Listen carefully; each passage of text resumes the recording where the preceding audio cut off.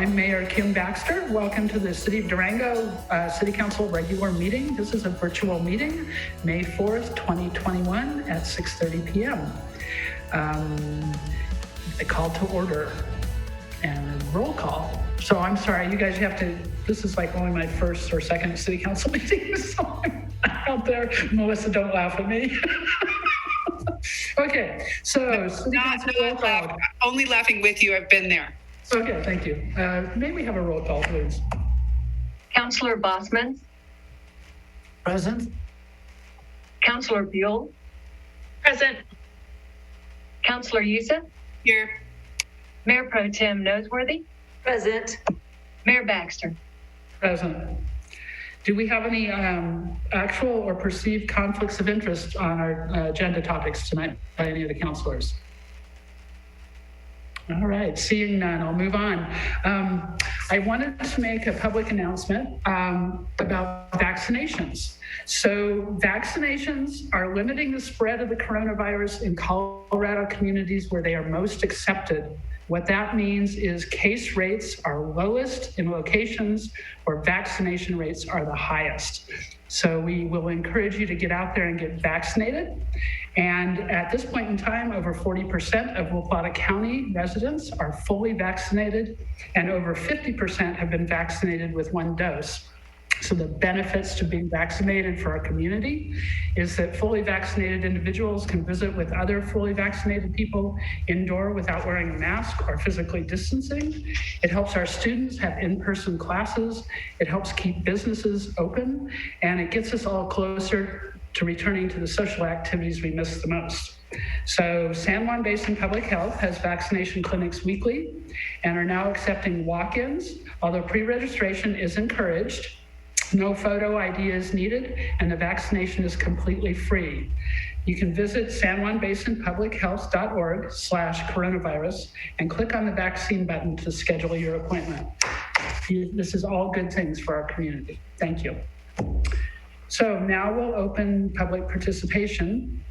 And this section of the agenda is set aside for the public to provide comments or ask questions regarding items that are not scheduled for hearing or public testimony, or that do not otherwise appear on this agenda. City Council will not respond to questions from the dais. Citizens should address their comments directly to the City Council. Comments will be kept to 3 minutes, and please keep your eye on our timer so you'll know when your time is up. And our moderator, Mitchell, will allow you into the meeting so you can speak. Mitchell, do we have any public participants? Thank you, Mayor. So far, nobody has raised their hand. We do have quite a few people joining us this evening. Now is your opportunity to address council during public participation. Please utilize the raise hand function in the Zoom app.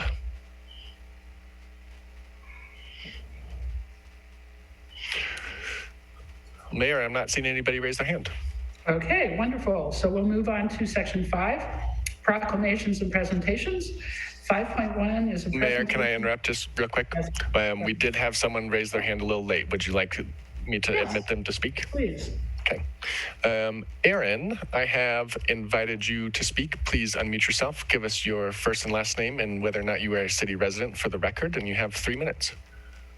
Sure. I'm Aaron Brock. I am a city resident, and I just was wondering, is this now the time where we get to talk about Mild to Wild? Or is that later? Is there public comment? Yes, there is public comment on the Mild to Wild. Let me make sure. Yes. So I'm sorry, this is my first real meeting as mayor. So there will be a public hearing for Mild to Wild later on in our agenda under quasi-judicial hearings. Okay, so we'll just wait for that then. Okay, thank you. Thanks. All right. So if there's no one else. Mayor, nobody else has raised their hand. Great. Okay. On to 5.1, a presentation regarding City of Durango alley inventory and audit. Mayor and Council, I'd like to introduce Levi Lloyd, our City Operations Director, to give a presentation. Levi? Good evening, Mayor Baxter and members of council. So the City of Durango Streets Department has performed an audit on the remaining unpaved alleys in the city of Durango, looking at which alleys could feasibly be paved in the near term, which alleys need significant storm drainage additions, and which alleys have utilities conflicts. We have cataloged all of the remaining unpaved alleys and have put together a plan of attack for these and looking at some new techniques for the alleys that need storm drainage. And I will start sharing my screen.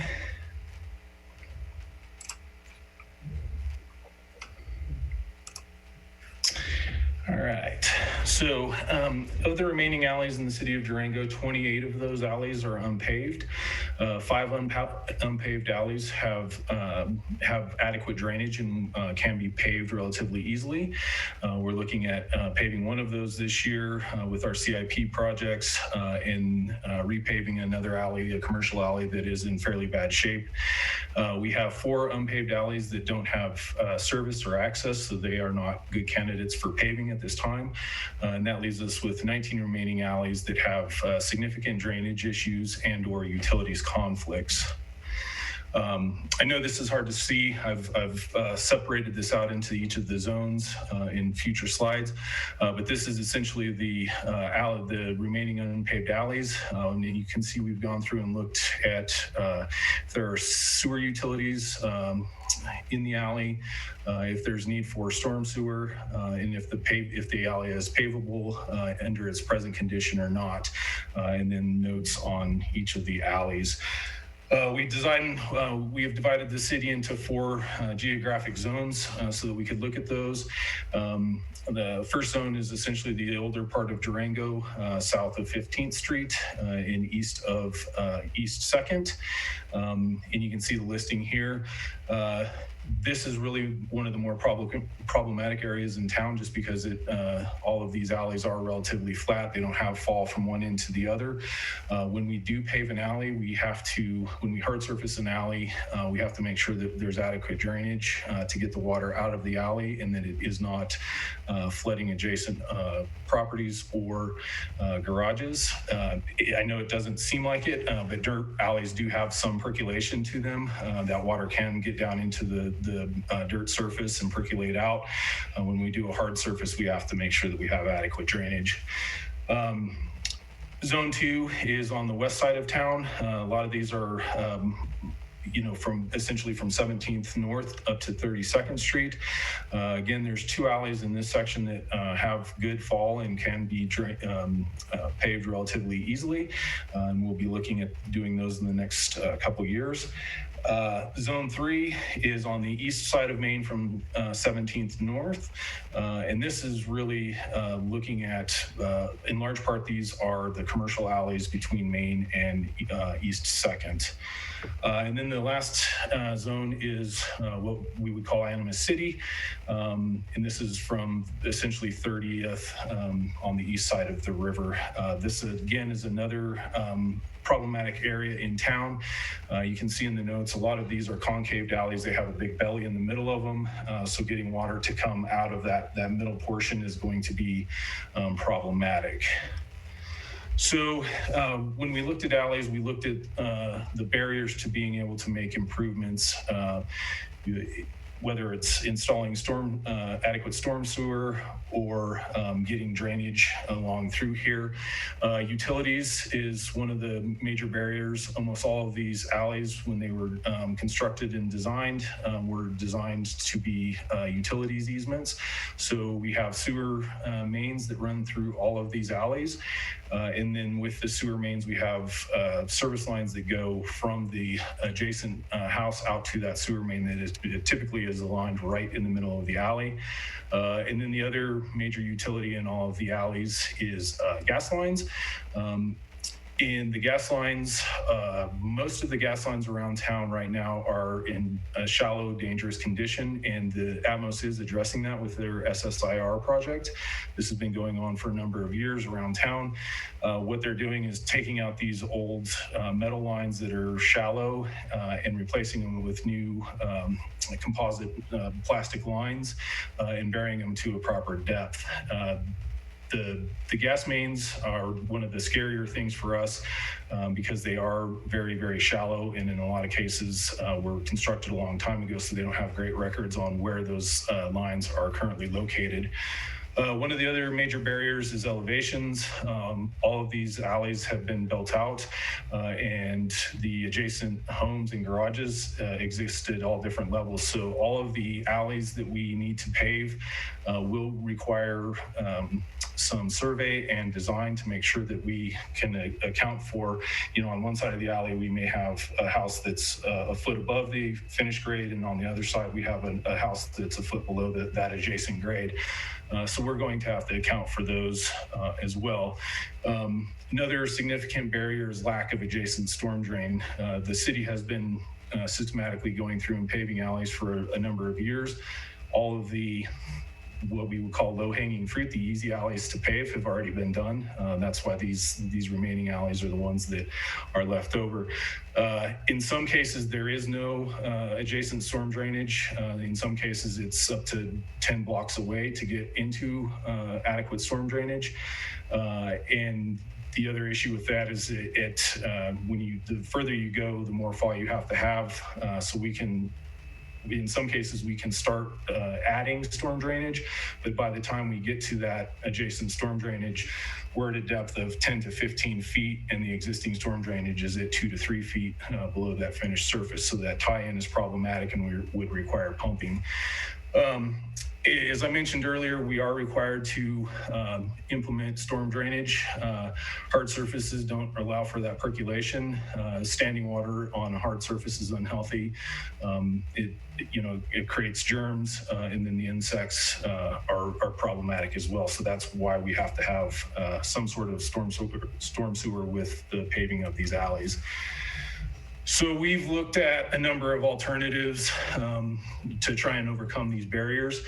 Probably the most promising is in-ground storm sewer vaults. These have there's a lot of different iterations of these. And I have some pictures of this in the next slide, so you can kind of get a better sense of what these are.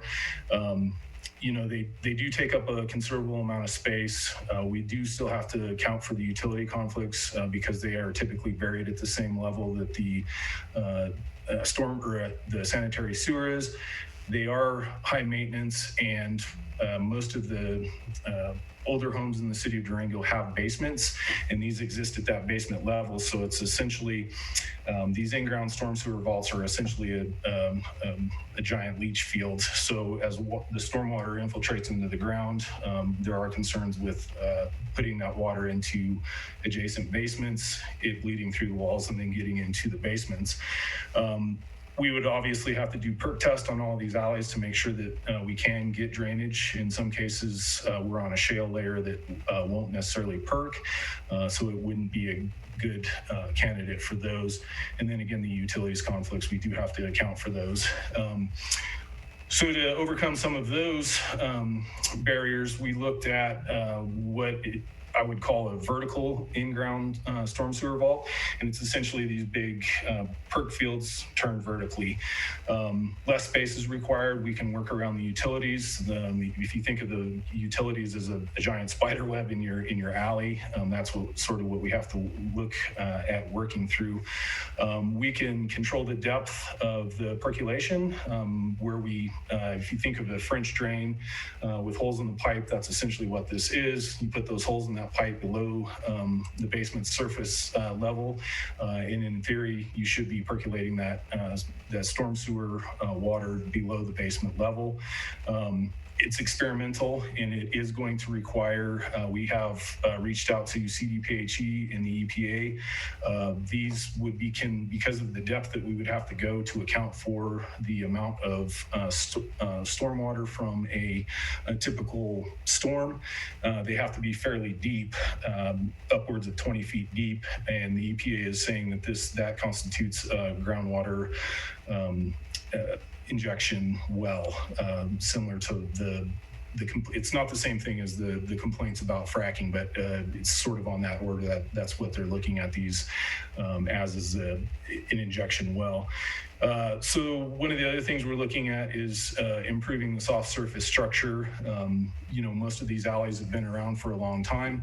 The base course that's there, in some cases might date back to the 1800s. I joke, but I think if you carbon dated some of this stuff, maybe it has been around that long. So one of the things we are going to be doing in conjunction with the Atmos SSIR project is once they have gone through and torn up the alley, that's going to contaminate the existing base course. We're going to go through, excavate out, and put a new base course in there. It's not going to eliminate the mud, but it does make a better surface, a more drivable surface. And one of the biggest complaints we get is that rutting and getting down the alleys when they're wet, particularly in the wintertime. And then we're also installing washed rock on an as-needed basis to mitigate that mud. The problem with washed rock is the first time we go through with a snow plow, that washed rock gets plowed away with the snow. So it has limited lifespan. So this is an example of the in-ground storm sewer vaults, and you can see that's a full-size excavator in the background. So you can see how much space these take up. These chambers, the stormwater would go into the green vertical pipe, run along here and into these used washed rock, essentially a French drain system, and the water percolates down through that. These have been used, I've constructed these when I was in private industry in large parking lots. They are very good at what they do, but again, they take up a lot of space. And if you can imagine trying to install one of these in an alley with adjacent sanitary sewer and gas lines and service lines from every house coming out, you can see that you run into significant conflicts right away. So this is an example of what a vertical storm sewer vault might look like. On the left-hand side of that picture is the pipe with the holes drilled in it. And this would essentially be a 4-foot diameter hole with a 2-foot diameter pipe in the middle of it. And then that void between the two pipes would be filled with washed rock. You could pull that center pipe out, pull that rock out when it needed to be maintained, and install a storm sewer inlet with protection on that and bags to try and keep as much sediment and trash out of that as you went forward. The depth on these would be variable depending on how many you had to install in an alley. You could conceivably drill a 40-foot hole and only have to put one in. We're looking at potentially putting in, just because of how flat the alleys actually are, getting water to surface drain to these structures. We're probably going to need to break the alleys into thirds or even quarters and put 3 to 4 of these in each alley. Again, this would be experimental. Nobody else is doing this. On the surface, all the engineers I've talked to said, yeah, it makes sense. It should be something that is doable. It's just getting them permitted and what that cost might look like going forward. So our plan going forward is to expend up to $6 million over the next 10 years. If we can get these sort of experimental treatments approved and permitted, we would be paving 16 of the remaining 28 alleys in that time frame. Again, we are going to be following behind the SSIR project and putting new soft surface. I say soft surface, but it's a new driving base course, class 6 base course that would be on these alleys to mitigate the ruts and some of the mud issues. We do go through and grade each of the alleys every year and then put down dust palleters to keep the dust down. And that also helps keep the rutting down a bit. And then 8 alleys are slated for a complete new soft surface in 2021. We are coordinating with the City Utilities Department if there are needs for improvements to the sanitary sewer prior to our going in and doing these projects. We obviously don't want to spend a lot of money on paving an alley and then have to come in and tear it up to put in new storms or sanitary sewer. And then again, coordinating with Atmos on their SSIR project. Again, we don't want to go in and make these improvements and then they come through to put in new gas lines in these alleys. And we do attend meetings with Atmos on a regular basis. We do have those plans, and those plans do go before the community development for approval each year. And we do have their plan over the next 5 years. So we are working in coordination with them. Are there any questions from council? Let me stop sharing my screen. Olivia, Thank you very much for that presentation. I think there's quite a bit of work to do. I just wanted to make a small comment on the vertical drains. And in my line of work, I do environmental work, and I'm sure you have looked into this and we'll look into it more, but we live in a pretty difficult area geologically-wise because of the glacial deposits and so on, big boulders. And what you see when you do vertical drains, it's also higher risk, big risk for pollution. If there's an accident or a spill or anything, it could migrate straight in the subsurface and you'll never see it. So hopefully that will be addressed when we move forward in evaluating that option. But for the rest, you have a lot of work on your plate. any other counselors?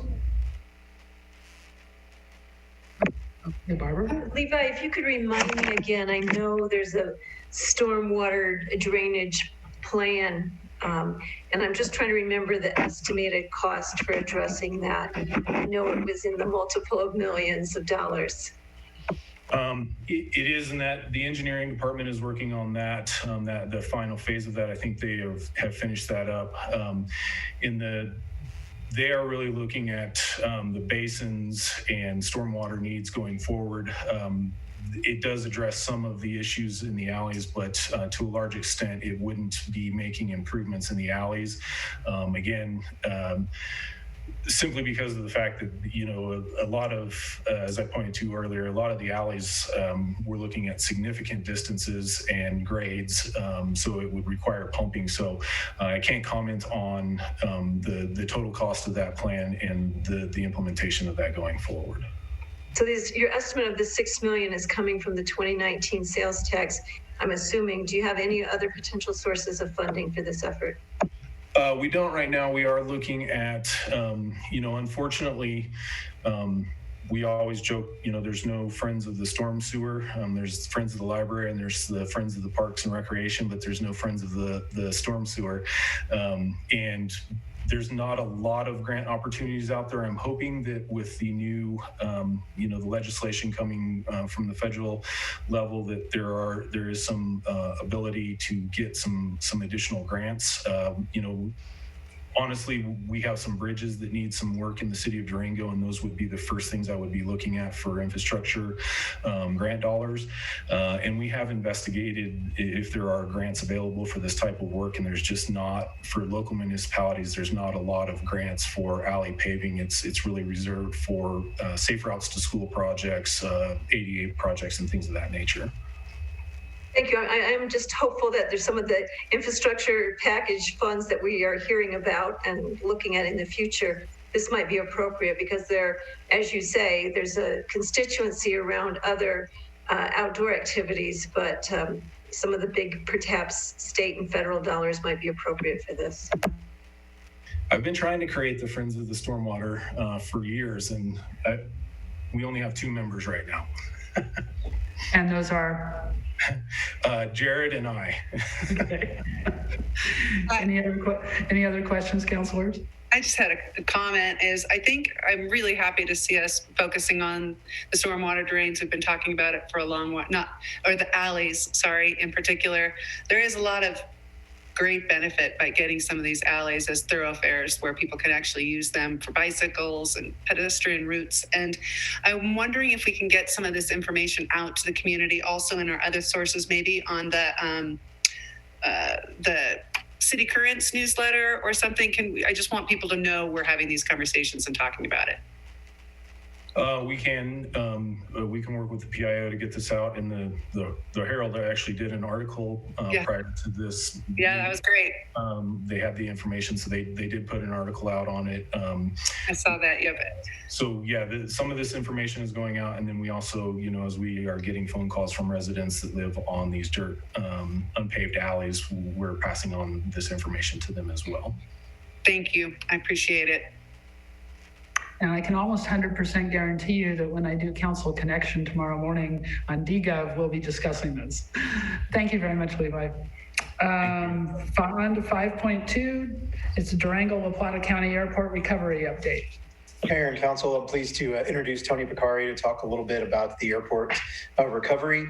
This will kind of dovetail a little bit with an item on consent agenda. We are doing a budget adjustment, but it's good news in this realm of where we are anticipating some pretty cool numbers that are going to come this summer and a lot of activity at the airport. So we thought it's a good time to update the council and the community of the great things that are going on at the airport. Tony? Thank you for the introduction, Jose. And as I mentioned, Tony Piccari, Aviation Director at the Durango La Plata County Airport. Do a brief update on overall recovery, and pleased to say, as Jose provided in the intro there, that the recovery here at DRO is really come on in earnest so far this spring, and we're very excited about where we're heading through the duration of 2021. So just a quick recap on 2020. We're all familiar with the impacts of the pandemic across the world. And in terms of industry impacts, the air travel industry was one of the most heavily impacted. Here at DRO, our overall traffic decreased 49% from 2019, which was a one-year record prior to the onset of the pandemic. That 49% reduction, however painful it was about 12 percentage points ahead of the U.S. average for 2020. When we look at this broken out month to month, we glance at the 2020 bar charts. We were on track for a record-breaking year in 2020 before the onset of the pandemic. Obviously, the impacts of that were dramatic. In April 2020, we saw traffic dip 95% from pre-pandemic levels. You can see the incremental increase through the duration of 2020, but that traffic did remain subdued, hovering at or around 50% recovery through the end of 2020. In the bar charts in the gray, you can see so far the first quarter of 2021 and the substantial uptick we've seen, particularly in March.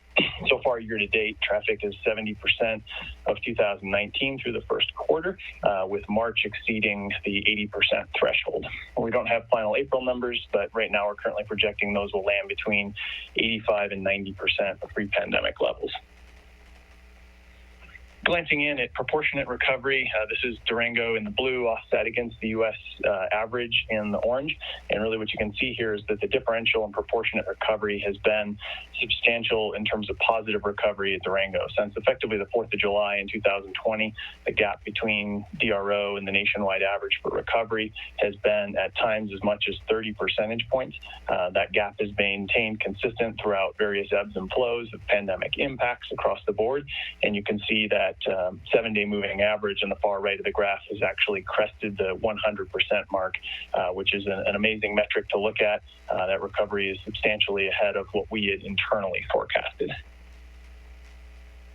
Obviously, this dovetails in with recent airline announcements that we've made here at DRO. Very exciting things in terms of our route map, which you can see on the left. The first domino in airline announcements was American Airlines announcing that they would be restoring previously served seasonal service to Los Angeles International Airport, but on a daily basis this summer. Those flights will fly from June 3rd through August 16, as I mentioned, on a daily basis. The next big announcement we had in the late February timeline was that Delta Airlines will be initiating service between Durango and Salt Lake City International Airport. That service will launch next Wednesday, May 12th. We're very excited to initiate that. Adding Delta into the into the fleet mix and network mix here at Durango will be a big addition. Their network capacity is robust and substantial nationwide. The Salt Lake City hub is one that Delta has invested greatly in over the last decade, and it's the fastest recovering Delta hub in their network system currently. So adding that connectivity in addition to an entire airline route network will be a big addition for travelers out of Durango. And then the most recent update, or news rather, that we shared was that Frontier Airlines will be reinitiating service at Durango for the first time since 2014. That service will be to two different routes. There will be a 4-time weekly service between Durango and Denver International Airport starting on June 4th. And that service is initially announced as seasonal. However, we do anticipate that season is likely to be extended beyond the current planned summer period. And then in addition to that, Frontier will also be serving twice per week Las Vegas International, McCarran International rather, located in Las Vegas on an ongoing permanent year-round basis. So the additions of the carriers that we've seen are reflective of the proportionate recovery and demand here at Durango. On a kind of more national scale, what we've seen through the recovery is that markets that are not as reliant on business and international traffic have snapped back substantially faster than those that are. Markets, particularly that have been in the Mountain West and beach markets, are by far leading the overall charge. The four leading states for recovery, when you look at a conglomeration of overall airport recovery, are Montana, Wyoming, Colorado, and Florida. So very much mountain and beach driven, and we are definitely seeing the effects of that. And the airline route announcements that we just discussed here are obvious reflections of that demand and a repositioning of airline fleets to try to match that current change in demand. Just to drill into that slightly further, in terms of seat recovery, this is the same 3-year bar chart that you can see. You can see that slow addition in the orange bars through 2020 of seat capacity through year end, up through March, where seat capacity is exceeding 90% of pre-pandemic levels. As we move forward into the summer period here with the addition of Delta and then Frontier, our June and peak season summer overall seat capacity is at this time forecast to exceed what were at the time record-breaking 2019 levels by over 15%. So overall service in terms of route connectivity, nonstop destinations, and overall seat capacity will be at all-time highs this summer, despite the relatively near-term recovery from the pandemic. Just a couple of notes on changing demographics, kind of referenced this a little bit earlier. That's really summed up in the 2 bullet points there. What we're seeing in our market, which is consistent with nationwide impacts, is that we're seeing proportionately strong leisure and visitor traffic and proportionately weak business and local resident traffic overall. Since the onset of the pandemic, the local users have been using DRO at a fairly substantially lower proportionate clip than what they were prior to the pandemic, whereas inside or inbound visitation has been up substantially. That did edge a little bit in the month of April, which is not on these charts and has recently closed out on our side. We did see a fairly significant uptick in proportionate local utilization of the airport, showing the first real movement we've seen since the onset of the pandemic in terms of a real uptick in local utilization.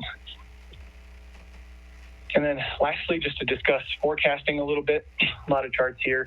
When you look at big picture, long-term U.S. overall recovery, and just reference the chart in the bottom, the overall industry expectation is that full recovery of passenger traffic volumes to pre-pandemic or 2019 levels is likely to occur sometime between 2023 and 2024. That's going to vary significantly market to market. As we mentioned earlier, here in April, we have at times had seen our moving average cross the 100% recovery threshold here in 2021. So obviously markets such as ours are well ahead of the pace, but it is anticipated that the overall air traffic recovery in the country is going to take several years for full recovery. We're just on the front end of that. Looking up above that, I just referenced when we did put the airport's 2021 operating budget into place last fall, working in conjunction with the Airport Commission, we developed 5 different recovery scenarios that we're anticipating what a different recovery might look like in 2021 based on the best data we had at the time. So the scenarios are lined out, starting with scenario 1, moving towards scenario 5, from optimistic to a more pessimistic viewpoint. Taking a very conservative stance, the airport adopted its operating budget utilizing a revenue forecast that was based upon scenario 3, which really forecast a significantly sluggish recovery with slow incremental uptick in demand throughout the duration of the year, only cresting the 60% mark in effectively the fourth quarter of 2021. Much to our certainly pleased side of things, you can see that actuals on the right there have so far exceeded even scenario 1, the most optimistic scenario that we had placed forth in our potential recovery scenarios. So we're clearly tracking well ahead of what the projections were for us, particularly as it relates to budget. And then in the bottom left-hand corner, you can see our internal updated budget forecast. These are all month-by-month percentage of 2019 employment levels. January through March are actuals, and April through December are forecast numbers. I would state that we do feel that these are still, at this point, conservative numbers. We're likely to meet or exceed the 85% mark in April. And with current projected forecast and seat capacity and demand moving through the second and third quarters, we think that this is a relatively conservative budget forecast, but it obviously represents a fairly significant uptick over what was the adopted budget was based upon. So that is the end of the quick presentation. Just wanted to give a quick update on where we're at here at Durango. And as Jose mentioned, sort of tee up an additional appropriation item that is currently in the consent agenda for today that is based sheerly upon right-sizing the airport's operational budget to reflect the fact that as we enter the summer here, we'll be seeing record-breaking seat capacity and aircraft and airline activity, and making sure that the operating budget is teed up in a way that allows us to most effectively and efficiently respond to that traffic and provide a service that works for not just our tenants and users and the airlines, but also the public. Any questions from councilors? Thank you, Tony. It's good news.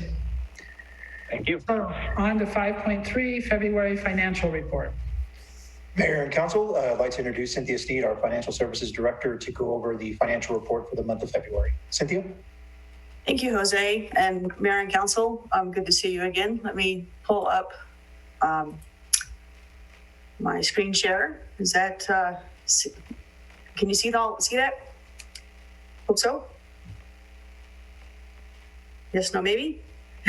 Yes. Yes. Okay. Thank you, Cynthia. Great, thanks. Well, I've got some good news on a couple of fronts. One is that we are diligently working to catch up on our financial reports, and so we're glad to be presenting February, and then next council meeting you'll see March. So we're making progress.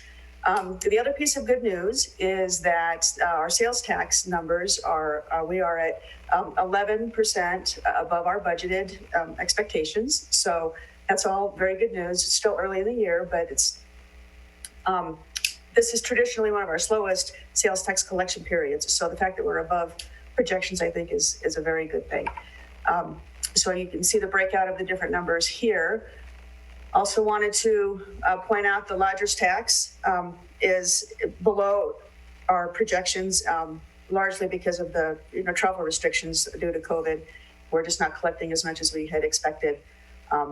I do expect that will improve as the COVID restrictions ease and as the new lodgers tax goes into effect that was approved in the last ballot. So any questions on that before I move on? Okay, excellent. Okay, so now the budget to actual year to date. We're going to start with the general fund, and as you can see, we're behind a bit, but that is typical, even in a what we call a normal year. It's not emerging from a pandemic. Historically, January and February we run behind a little bit, so that is not unusual. I wanted to also point out that while we're tracking pretty well on the budget to actuals, we do have a little bit of a deficit here in the Parks and Rec, and that's solely because our community center has been on restricted access. So we're just running behind a little bit on the revenues on that. But I expect, again, as we just had those restrictions lifted, I expect that will be improving as well. I'll pause there for any questions. Yeah, maybe. Sorry, go ahead, Olivier. Apologies, Mayor Baxter. No, that's okay. A small question on the, is there an issue with the Excel sheet, or because on the general fund revenues, that table on the left column, sales tax, those numbers don't match on the previous page. It's not exact science here, but the...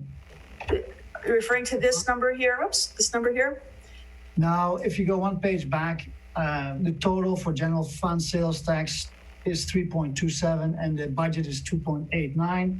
And then if you look at the table, it's less than 3 million and 2.6. I mean, it's not a biggie, but I'm just wondering how accurate your drawing is. So on that page that you are now, it says 3.27 and 2.89. Yeah, on the second column, yeah, right there. Oh, here? Yeah. And now if you go to the next page on your graph, you would see those numbers under the general fund. The first column, sales tax, left. On the here? left. Yeah. So that should be 3.27 and 2. Whatever the other one was. Good catch. Just, check it because it's always good to see correct figures. Yes, we will note that for next time to make sure that all ties out properly. Thank you. Any other comments or questions on the general fund? Okay, so in the interest of time, I'm going to work through this pretty quickly, and I wanted to, for those funds that we have a green check mark, meaning that we are, on track. I really don't have a whole lot to say about that, but we're on track, and that's great. Unless somebody has a question, of course, we'll address that. And then I wanted to spend a couple of minutes on the funds that have the red X to provide some commentary and context for what's happening with that. So let's start here with the Transportation Services Fund. What we see here is that the operating expenses are higher than revenue, and the reason for that is this is largely grant driven, and the way that the grants work is we realize the expenses first, and that gets booked in 1 month, and then we request the reimbursement from the feds or the granting agency, and that usually lags a month or two behind. So we don't see the revenue in the same period as we see the expenses. So that creates a little bit of a disconnect, and we show a deficit when we know we've got the revenues coming in to cover the already realized expenses. So I'm sure that's very true with with all grants, but it's even more pronounced with operating grants where it's an ongoing trailing revenue stream. And then on the airport fund, you just heard from Tony, with the uptick in services, that's also experienced an uptick in the expenses. So we're, again, kind of trailing on those coming in to explain this deficit here. In the sewer fund, this was really, again, a timing issue. As we refine this presentation, we need to do a little better with those expenses that are not monthly and they're predictable, but they're not consistent month to month to month. And in this case, it is debt service payments that we made in January, gave it a bump up on that's showing the expenses higher than just a normal stream like payroll or something that would be predictable and ongoing. So as we go through the year, that will even out. And as we move forward, we're also going to change up a little bit about how we do the budget piece for this, and recognizing that these big payments twice a year instead of a consistent month to month item. So that is our enterprise funds. Any questions on any of those? Cynthia, I'm just glad to hear that you recognize that budgeting on a month-to-month is difficult and that we need to probably look at it more on a quarterly basis of how are we doing year to date. Is that your plan?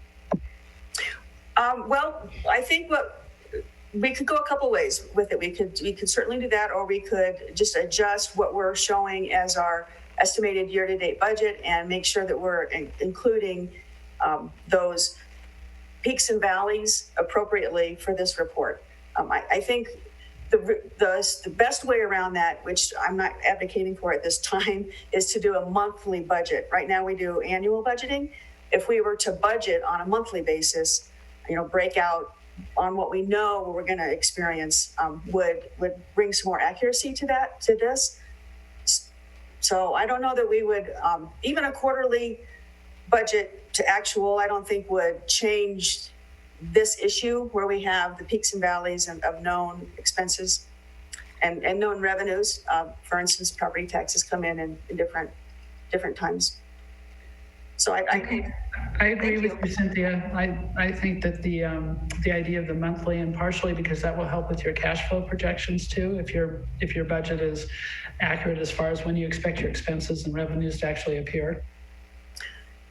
So we may get there eventually, but that's a pretty heavy lift to transition from the annual budget into monthly budgets. I'm not certain whether our system even can support that, our financial system. So there's a lot of things to consider to move that direction, but I certainly understand how the accuracy gets improved if you can get there.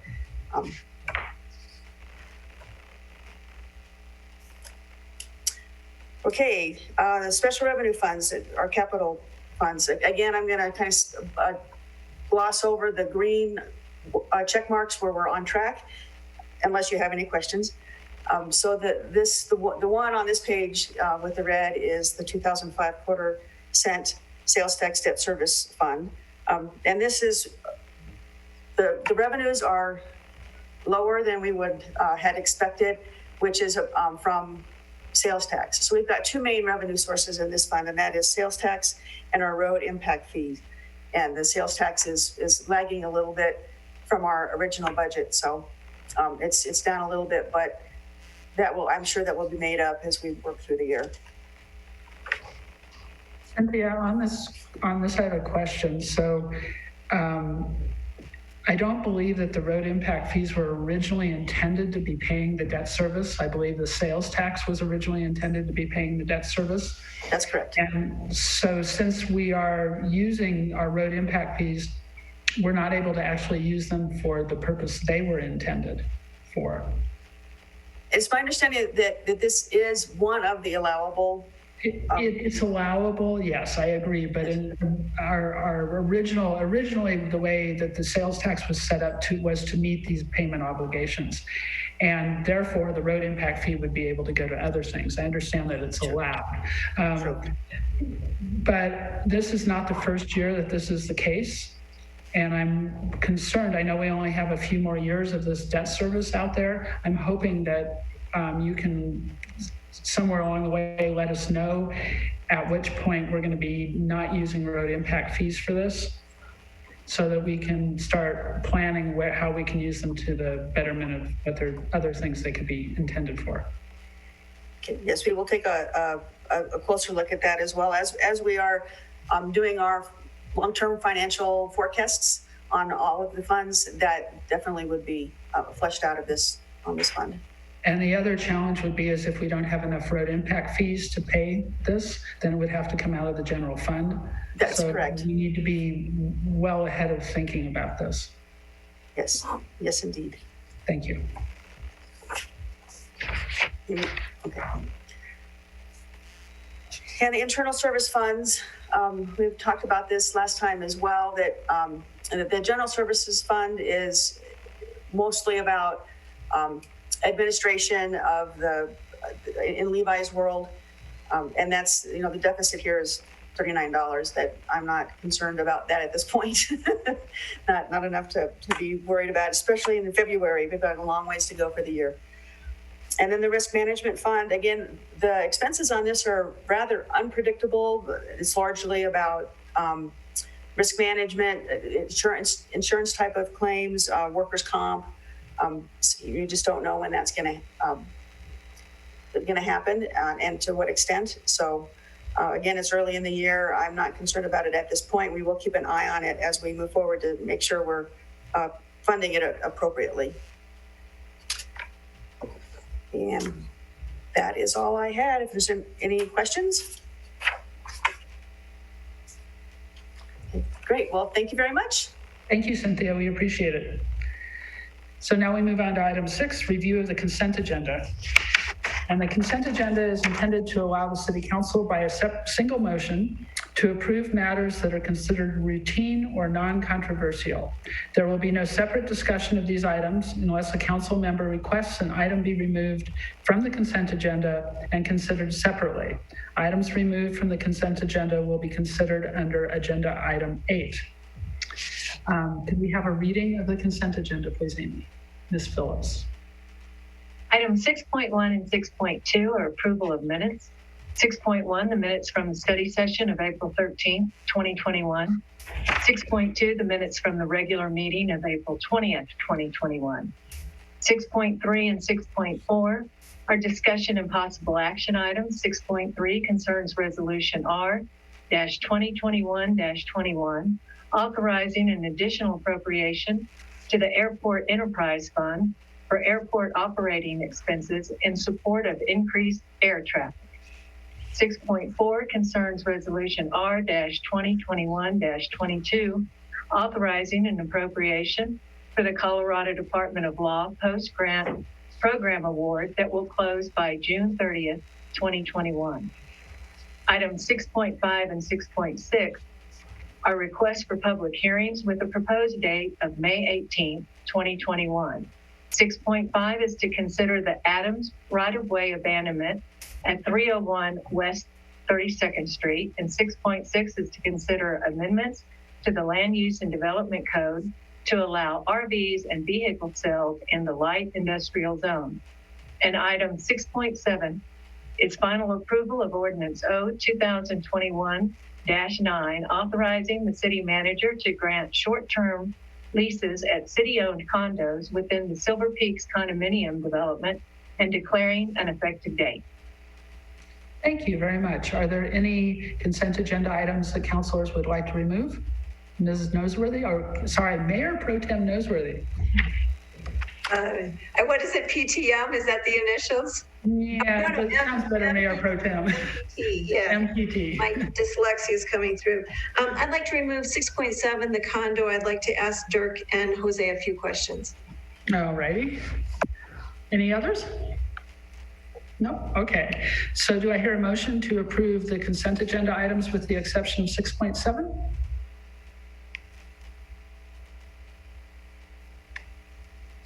Oh, I'll move to approve the consent agenda. Second. may we have a roll call, please? Mayor Pro Tem Noseworthy, Yes. Councilor Buell, Yes. Oh, I'm sorry. Melissa, did you? you're muted. Okay. Must have been something else. Sorry. Councilor Bossman, You're muted.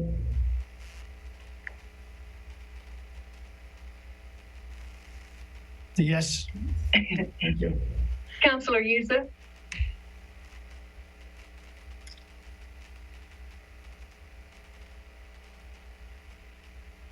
I think she's not here anymore. okay. Mayor Baxter, Yes. So the consent agenda passes. Mitchell, do we have Councilor Youssef trying to get back on? Do you know? I do not see her name yet, but I will be on the lookout. All righty.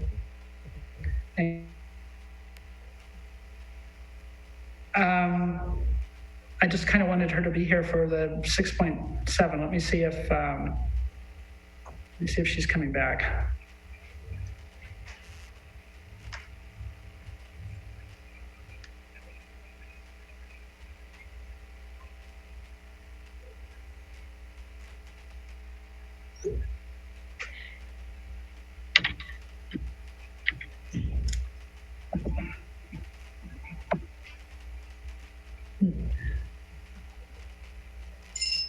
Yes, she got kicked out, so she should be coming back in.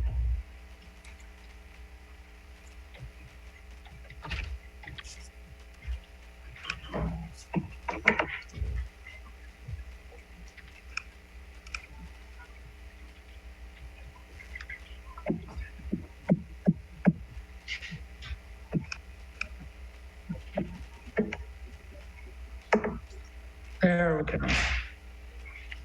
Sorry about that. Were you waiting for me? No problem. You're on mute. Am I on mute? Yeah, I didn't want to move on to 6.7 without, no, you're fine now. Okay. So you're I waiting just for me? didn't want to move on to 6.7 from the consent agenda without you being here. So Barbara, did you have? Yes, a question for the city attorney. Dirk, I know we talked about whether or not there was an issue with Tabor, and I didn't know if you had an update both for council and for the public on the purchase of that. I know you still may be sorting through it, so I was wondering if you had an update on that. And if there was indeed an issue, your recommendation. And then for the city manager, I just wanted to go back, while I have no concerns with the issue of the rental, we did talk about possibly in 6 months you coming back with an analysis of the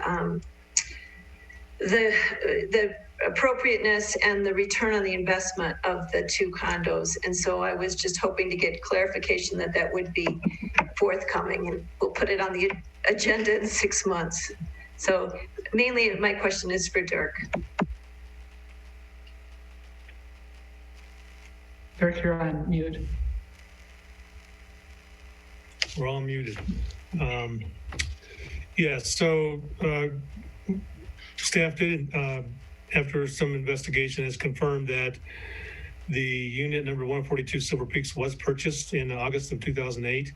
That's almost 13 years ago, or more than 13 years ago. And it was made subject to a deed of trust to First National Bank of Durango in the amount of $164,736. The purchase price was approximately $206,000. So the note was 80% of that purchase price. The term of the note to the bank was for 20 years, but it did contain an annual appropriations clause, which was intended to avoid it being a multi-year fiscal obligation. At least that's how it appears. So that the purpose of that clause was to state that the city is not obligated to make payments on the note beyond the current year if funds are not appropriated. But then, of course, the condo would still be subject to foreclosure in the event of non-payment. Article 5 of the charter does allow for short-term debt that matures within 12 months without an election or by resolution of council. I couldn't find any specific mention of the debt in the council action approving the purchase in 2008, but it was described in the agenda documentation for that meeting, and I think it was clear the council was aware of it at that point. Amounts have been budgeted and appropriated to make note payments on an annual basis since the date of that note. We're still discussing the issue, intend to discuss it further with the auditors, including a consideration of whether we need to make some auditing disclosures. So as that progresses, we will continue to review this, and we'll be making an evaluation and provide options for council to consider during the 2020 budget process, including the option of perhaps just paying off that note. Thank you. Thank you so much for this update on the status. Sure. And then on that, it'll be probably sooner than 6 months. This will be a budget item that we would discuss. So as we get in the budget process, probably 3 to 4 months, talk a little bit about kind of what we see as the analysis, the usefulness of those condos, and have that discussion with council and a recommendation of what would be the next steps for those condos. Thank you. Thank you so much. Do any other councilors have questions for this topic? No? Okay, then I would entertain a motion.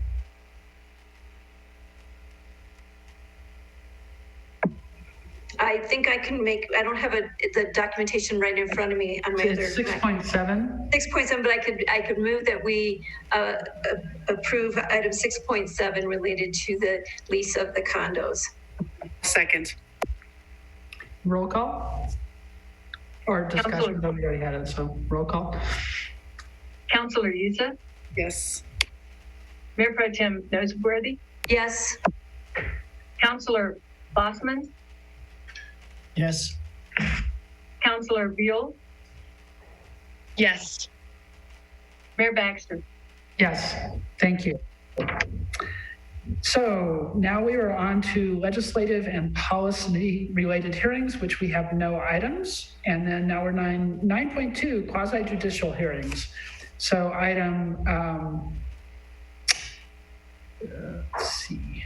Item 9.2.1 is a continued public hearing for the Mountain Trace 2 and Timber Trails preliminary development plan. And the way we usually do these is that we have a presentation by staff and then a presentation or responses by the developer or the interested party, and then some public comment, and then responses back and questions by counselors. So we'll start with the staff presentation. Mayor and Council, we do have Scott Shine, our planning manager, here for this presentation. Excellent. Good evening, Mayor, members of the council. My name is Scott Shine, and I'm happy to be giving you an overview of this preliminary development plan. You saw the conceptual development plan in late 2019. That was approved by both Planning Commission and City Council at that time. The site layout has been updated based on that direction that was given. There was a long list of conditions that needed to be addressed moving from conceptual to preliminary plan. And those things have been addressed. So the proposal before you tonight is a 41 unit residential development. Mountain Trace 2 includes 18 townhomes that are very similar to what was developed in Mountain Trace 1. And then Timber Trails, which is up on the hillside, includes 23 single-family detached homes. It's a unique layout, and I'll tell you a little bit more about some of the design challenges and how we worked with them to improve and increase the density in this area. But because of those challenges, the units are accessed off private drives, which are not a full public street width, but they will be required to construct Metz Lane from where it currently dead ends out to Florida Road, as well as a left turn lane off of Florida Road onto Metz Lane to help the capacity of Florida Road. There are also significant improvements to water, sewer, and drainage infrastructure that we'll go over briefly. This just gives you a little sense of context where the property is located. It's in the northeast area of our community, close to Bread, Pop Sushi, Star Liquors, some popular Durango landmarks. And this area has seen a lot of residential development over the past few years. And the trajectory is that will continue. And it's nice that there's that commercial hub within walking distance from these residences. This gives you a little bit better close-up. On the left side of the screen is Mountain Trace 1. That consists of 84 townhomes. You can see it's kind of in process there. It's still being built out. Those 81 units with the 41 additional that you're considering tonight, this area will have 125 residential units. If you've been out to the area, you've seen the style of the townhomes. There's a lot of construction activity out there. And the Mountain Trace 2 portion of this proposal will continue that aesthetic and that sort of layout so that these developments are linked. You can see the alley going through, and much to Levi's assurance, these alleys will all be paved, so he doesn't have to worry about that in the future. This, you can see, is where Metz Lane dead ends right now, and then you can see it bending off to the north. That's where it loops back around and ties into Florida Road. Off to the left, you see some of the topography I mentioned that has presented some challenges in the layout, but nothing that isn't insurmountable. This again just shows a little bit more of that topography. So I think it's really important as you look at what's being proposed tonight to know a little bit about the history. You can see on this slide a previous proposal that was way back in 2006 when the property was annexed. That included 18 townhomes along Metz Lane, and then off of that cul-de-sac, you can see 2 large single-family lots, half-acre lots, large homes up on the ridge, and a big cul-de-sac. And a large part of what the current developer has done is really changed the layout up there, and staff has been supportive of that because we obviously want to find ways to encourage infill and maximize density in the right places. And so to go from 2 large single-family home lots to 23 residential units, kind of tucked in the hillside, still preserving vegetation, working with the topography, we feel like the evolution has been right in line with some of the city's goals. It has taken some time and some back and forth. Like I said, you saw the conceptual plan in 2019. And now we're here with a preliminary plan. Their final step would be a final development plan, which is usually administrative and just cleanup items. But again, I think it's important that you see sort of how the project has evolved, how we've worked with the applicant to try and maximize and make the most of the project. So this shows current layout.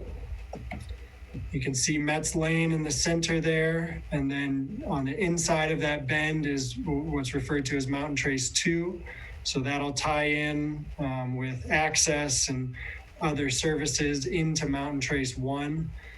And then Timber Trails is up on that hillside. Again, more of a private drive, not a full city street width, but still sidewalks along one side, off-street parking, and some pedestrian connectivity through there. So the unique layout of those private drives is in response to that topography and trying to sort of nestle those homes in to the hillside instead of just doing mass grading.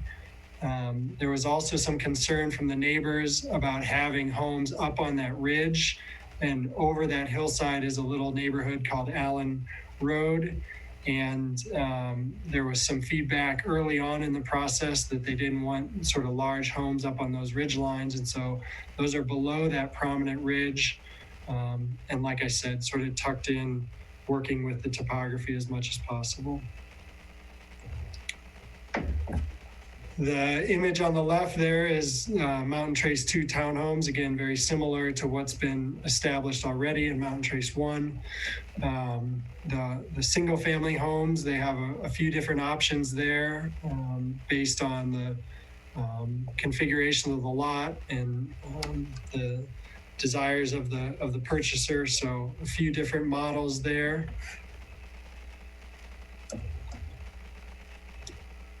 I've touched on some of these things already, but when we reviewed the project, as far as how it aligns with the recently adopted strategic plan, the comprehensive plan, and the LUDC, we really thought how it provides diverse housing types with the townhomes, a mix of some 1-bedroom townhomes, 2 bedrooms, and those have proven to come in at a more attainable rate.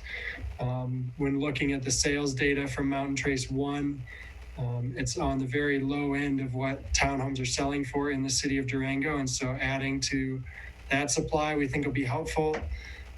You saw in your packet the proposed fair share agreement, and the developer is proposing to build 2 fair share units. So those are long-term deed restricted units that go towards qualified buyers and are overseen by the Homes Fund. And then there will be a balance of an in lieu fee paid for the rest of the units that are required. So a mix of the in lieu fee and actually building the units. It meets the future land use density and, like I mentioned, the development trajectory for the area. It's a nice little mixed use hub out in this northeast area. There'll be a walkable connection back to those services.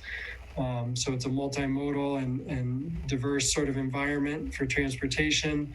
There are some significant capital improvements with the turn lane on Florida and building out Metz Lane, but that'll also pave the way for some additional properties in the area to be serviced by those facilities and to develop in the future.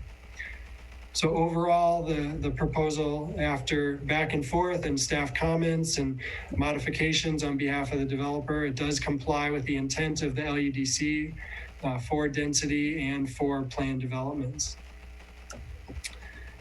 We did receive some public comments. Those were included in your packet. I mentioned the Allen Road neighbors. That's more of a kind of a large lot rural subdivision that's been there for a while. So they had some concerns about this population in close proximity to them. They pointed out trespass concerns, and one comment requested a fence along the property boundaries.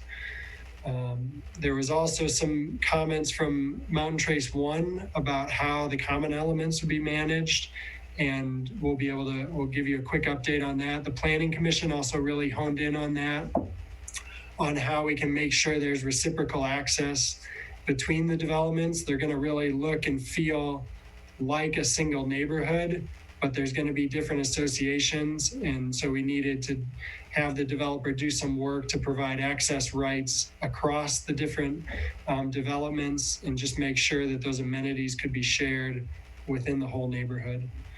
We got some comments about impacts to the hillside and then drainage concerns. And drainage is included as a condition of approval for their final development plan. They need to prepare and submit a final drainage plan that shows the capacity within the system is there. Like I said, the biggest things at Planning Commission were really around how the HOAs were going to be run and how those amenities. There's a big chunky hillside in the Timber Trails area that's going to be preserved, and there'll be a trail up there. And Planning Commission wanted to really make sure that that amenity was available for all the residents. So the developer and their legal counsel have updated the covenants. There are cross-access easements allowing the use of that open space. The tricky sort of outstanding item, and I can let the applicant speak more to this, is how the associations will be combined because the Mountain Trace 1 is up and running. It has a diverse range of property owners. They need to vote to allow that combination. I know there's been some initial conversations about that. I'm not sure exactly where that's at, but again, you can get some more info from the applicant on that. So with all that discussion and those conditions, Planning Commission recommended approval 5-0. And we're here tonight to answer any questions you have, and also recommending that you approve the Mountain Trace 2 Timber Trails preliminary development plan. And there's a recommended motion for you here and also in your packet. And I'm just realizing my video's not on, is it? It's not, but we definitely heard you. Okay. I'll try and figure that out. When I shared my screen, my video didn't come up. I apologize. That's okay. The way that we're looking at it now, we probably couldn't see you anyway, and so your screen is great. Thank you. So now I'm going to open the public hearing and allow. Sorry. You may want to have the app or the developer do a quick. Yes, I know. I understand, Scott. I'm looking at the order that I have been given for a quasi-judicial public hearing, and the first thing I would do is allow a presentation by the applicant, because I believe actually they're part of the public and not part of our staff or our council. Thank you. So now a presentation by the applicant would be appropriate. Thank you. Hello, Council. Thank you for your time this evening and your consideration of this project. I was doing a little bit of research today and discovered that we actually started this project in conversations with staff in early 2018. And so we've come a long way. We're very proud of our current layout, and we appreciate all the support that we've got from staff and refinements over the last few years. So really today I wanted to touch on some of the neighbor comments that you'll be hearing. And then also let you know that we have the civil engineer, Philip, with SEH on the call for any questions, as well as Shaw, who is the client on this project. Dennis and Amanda are available for any questions. So a little background on some of our amenities and how those impact the HOAs. We do have a trail that is shown. You're seeing that on my screen. That is kind of wraps through the Timber Trails area of the development. And, staff felt really strongly that it was important for Timber Trails to have this amenity and to share this amenity with the adjacent HOAs. And so because we're proposing a separate HOA for Mountain Trace 2 and Timber Trails, we were able to incorporate a shared use easement so that members of the Mountain Trace 2 HOA can have access to that trail. And similarly, Timber Trails has access to Mountain Trace 2. And because these are new HOAs, that's easy to incorporate. The tricky part comes when we're trying to introduce an existing Mountain Trace 1 HOA into the equation.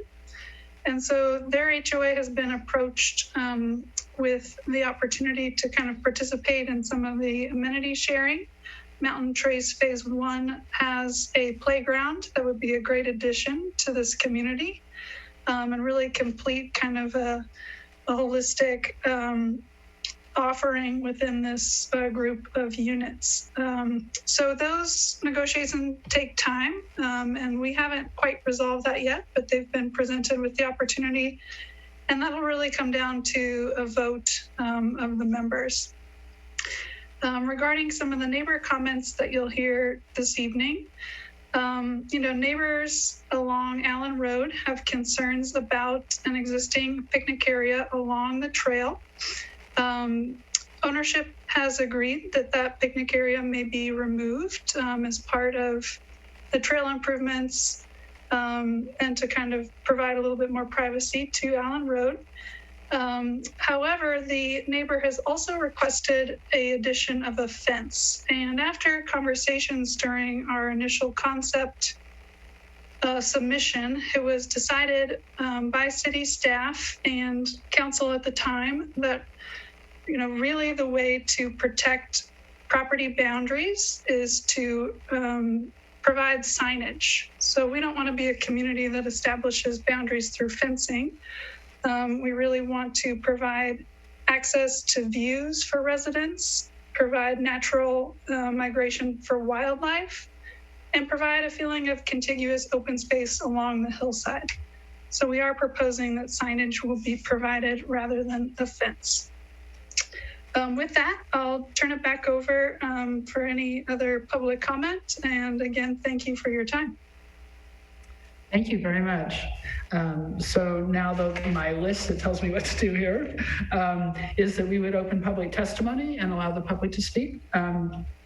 Mitchell, do we have any people interested in having a conversation with us or anyone else? Yes, I do see someone who has raised their hand. Marilyn, I have invited you to speak. Please unmute yourself. Give us your first and last name and whether or not you're a city resident for the record. And you have 3 minutes. Hi, this is Marilyn Volpe, and my husband Ken and I live here, 163 Allen Road, and we adjoin Mountain Trace #1 open space. We are in the county, but the city limits is our property line. And we are still requesting perimeter fencing because we feel no trespassing signs alone are not sufficient. We feel a fence would be an appropriate addition to the final site plan. Thank you. Thank you. Mitchell, anyone else? Mayor, nobody else has raised their hand yet. We do have quite a few in the attendee list. If you are here to speak on agenda item 9.2.1, now is the time. I have someone here now. Lisa, I have invited you to speak. Please give us your first and last name for the record and whether or not you're a city resident. This is Lisa Bloomquist, Executive Director for Homes Fund, and I am a city resident. And I just want to speak out in support of this project. This is exactly the type of workforce housing that we need. It is generally below median price townhomes that will fill the needs for a lot of our workforce households, not necessarily people who are under the income limits to create or to be able to purchase deed restricted housing, but people who maybe have a dual income household of, let's say, a nurse and an accountant, just picking for example. And this type of housing will be attainable for them. So just wanted to speak out in support of a moderate income townhome project. Thank you, Lisa. Anyone else, Mitchell? So far, nobody else has raised their hand. If you are here to speak to this agenda item, please do so now.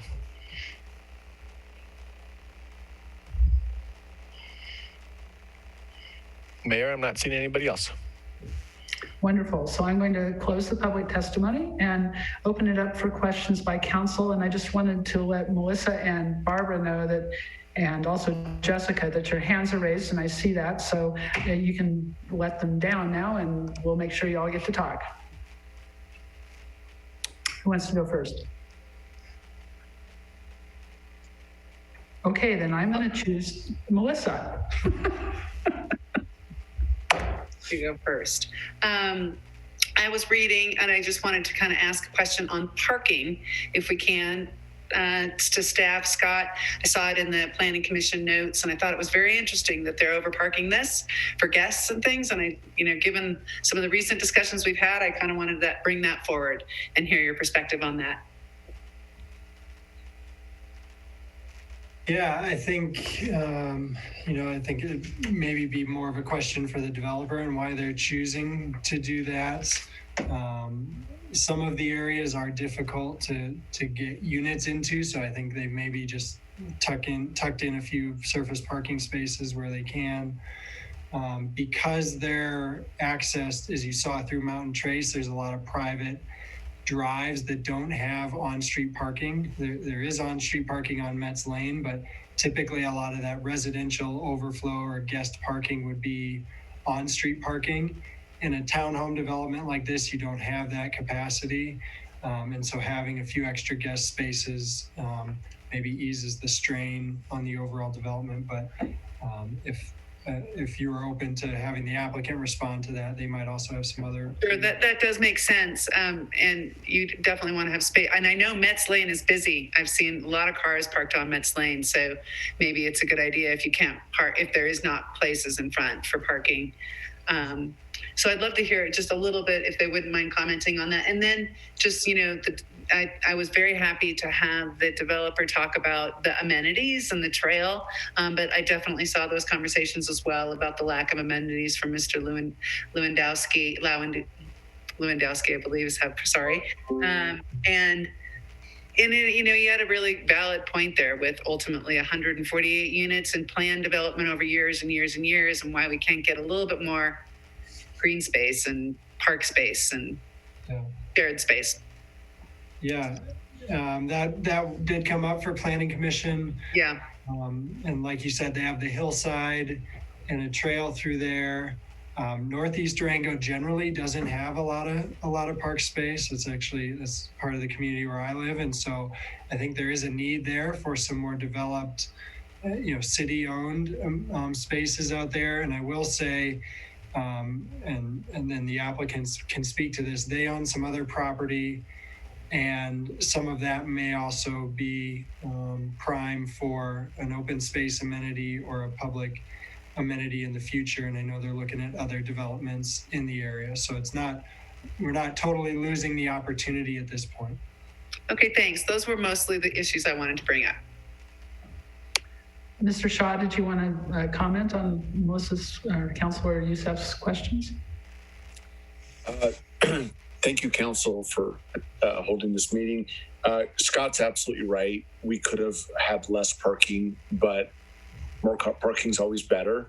And so we've made the decision to stick with the old code, and we think it's going to benefit our project, and it'll be helpful for everybody. There are a lot of units there. There are. Yeah. There are. So that was a decision that we kind of made in the layout, and we think it's going to help the community for sure, and help relieve the parking along Metz Lane as well. Yeah. Okay. Thanks for that. Thank you. Mayor Pro Tem Noseworthy, do you have questions? Yes, I have questions, Scott. And if you don't have the answer, Lisa Bloomquist, who is in the audience, may. But my question is about the deed restricted units. I know that they're 1 bedroom and they have to be a minimum of 650 square feet. And it looks like from the floor plans, they're more like 750 square feet. So my question was, is there the demand for 1 bedroom homes from a workforce housing purchasing, or would it make more sense to try for maybe one bedroom and 1 2-bedroom as a deed restricted unit, and then give up the cash that's being paid to make up the difference? So I wanted to get a sense of the demand that we're trying to meet through this, through the deed restriction, and particularly with an emphasis on workforce housing.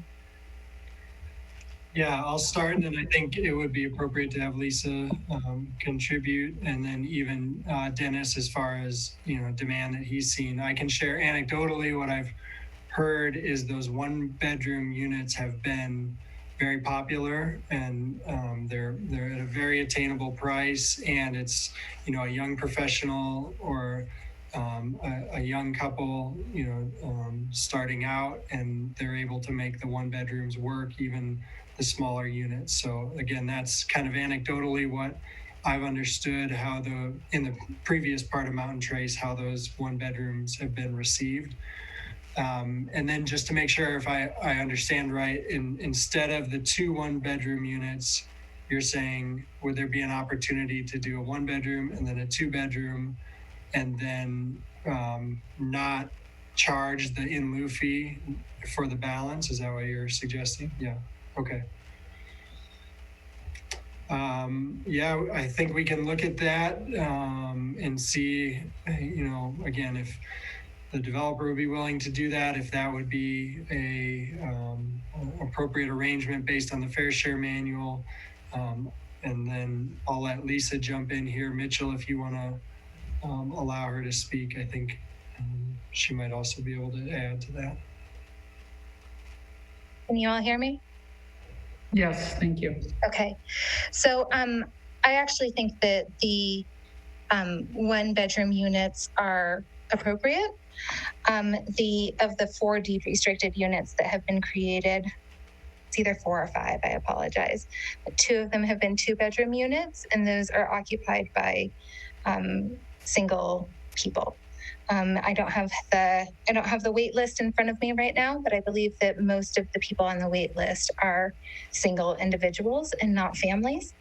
Not sure exactly why that is. It could be a marketing issue, but just a kind of answer to your question, Councilor Noseworthy, I think that the 1-bedroom units are appropriate for the market. Thank you. Thank you, Lisa.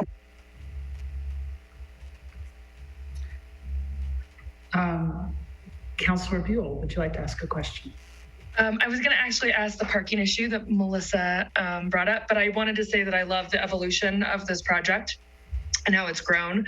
I think one of the biggest issues Durango is facing is our lack of inventory, and this helps supply lots of diverse housing options. So I think it's great. I went and walked and drove up there, and I was I was concerned about all the earth moving and that would have to happen on that side because it seemed like a spectacular amount, but it's good to see that it's actually going in into that ridge. And so that's awesome.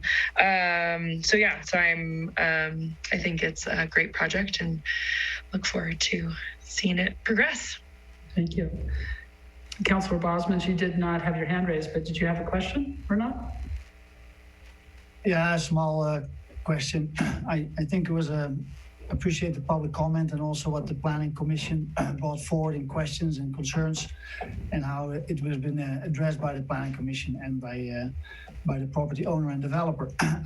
What I was wondering is the connection for pedestrians and cyclists from that area to the road connection to Florida Road and how it would tie in with Florida Road's system. Is that part of this project? Because the road is coming from the city, I think. Correct, Scott? Yeah. So the Metz Lane extension will have sidewalks on both sides. Local streets don't have bike lanes, but there's bike capacity on the street. And then when you get to Florida Road, going back towards town, so to the west, there's a piece of property that's owned by Shaw that they've actually submitted a conceptual plan for that would include frontage improvements. So they're not there right now, but upon future development, that sidewalk connection would have to be built. And that would tie into what's called the Ptarmigan Ridge kind of failed development that's been there for a while that has some sidewalk in front.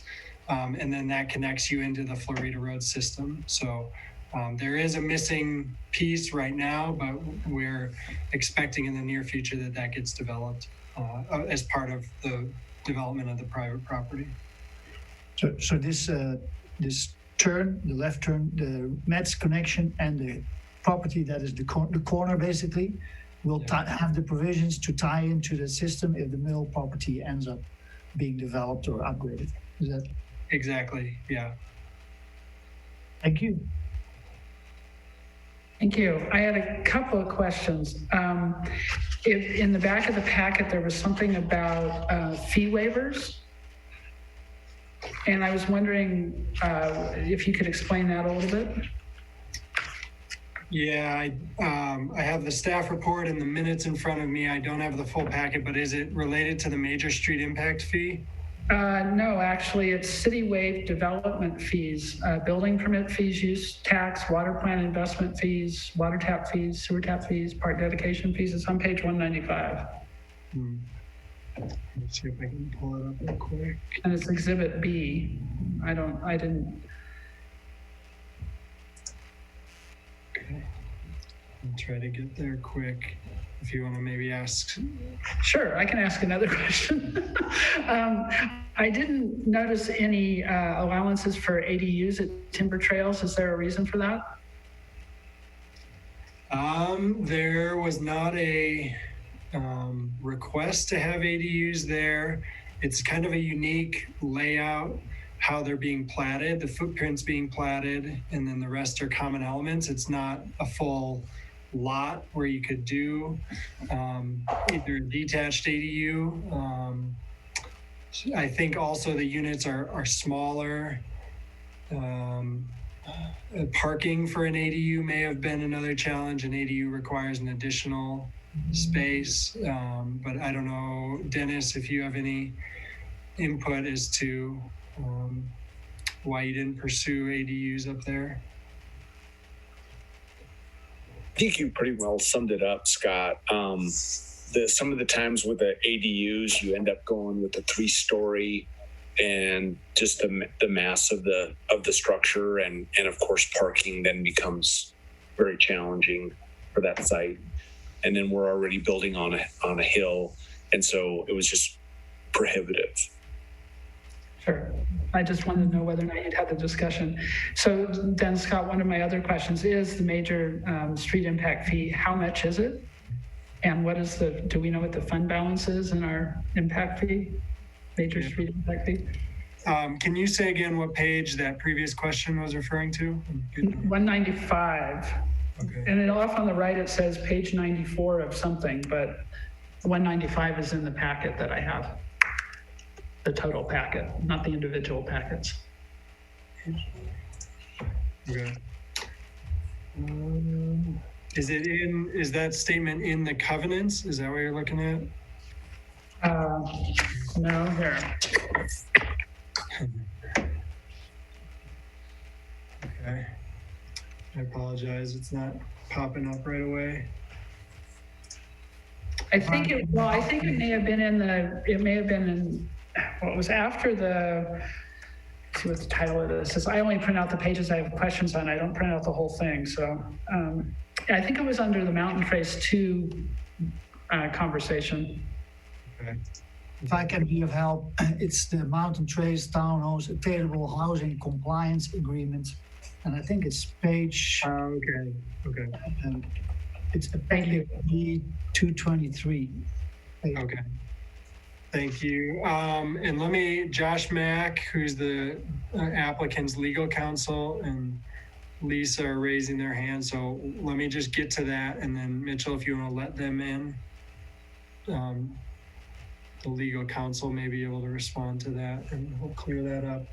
As far as the major street impact fee, because they're constructing improvements on Florida that affect the capacity of Florida, and Florida is an eligible thoroughfare in the major street impact fee study, the units do not have to pay the major street impact fee.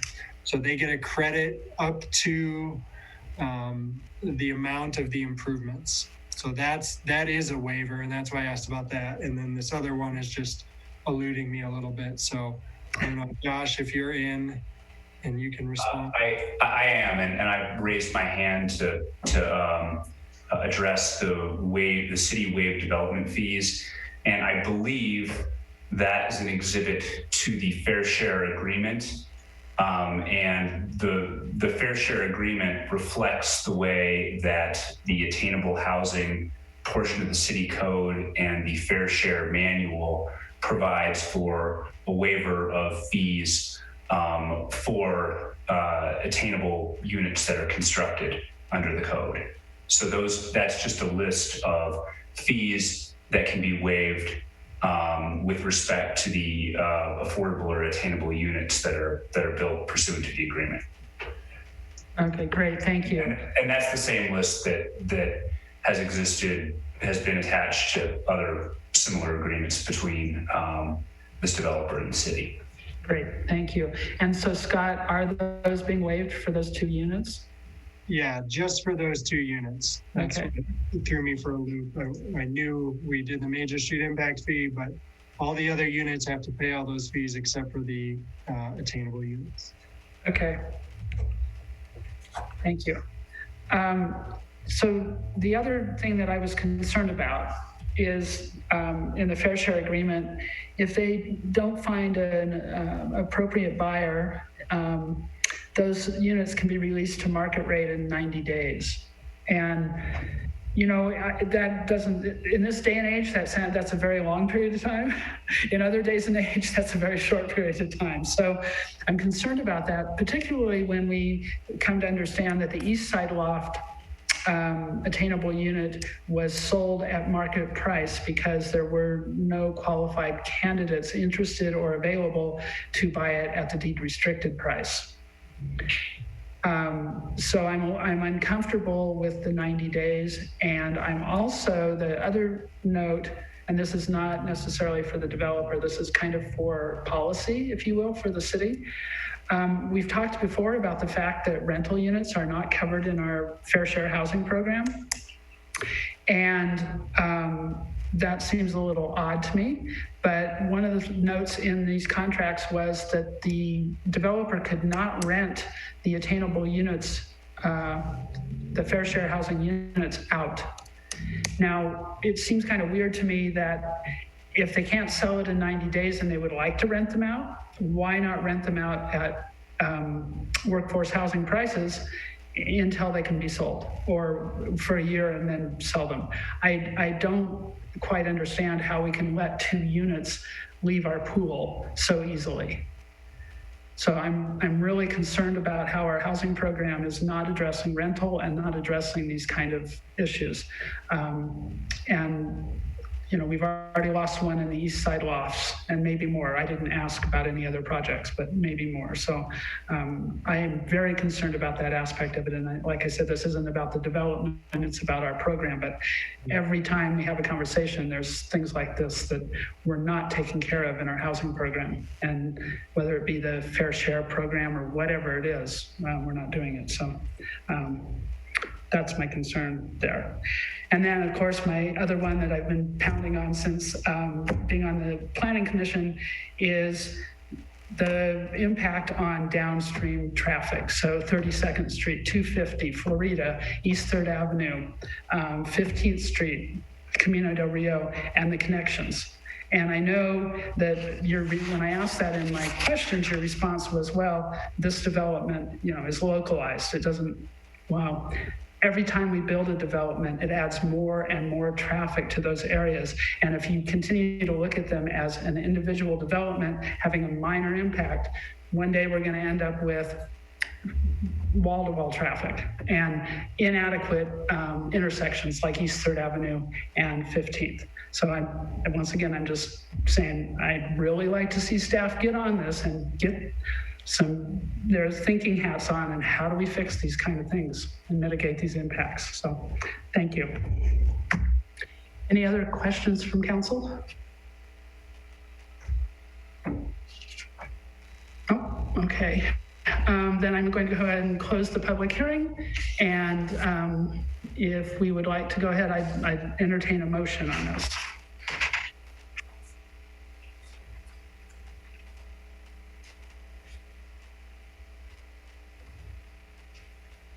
Okay, counselors who've been on the council for a while, please make a motion.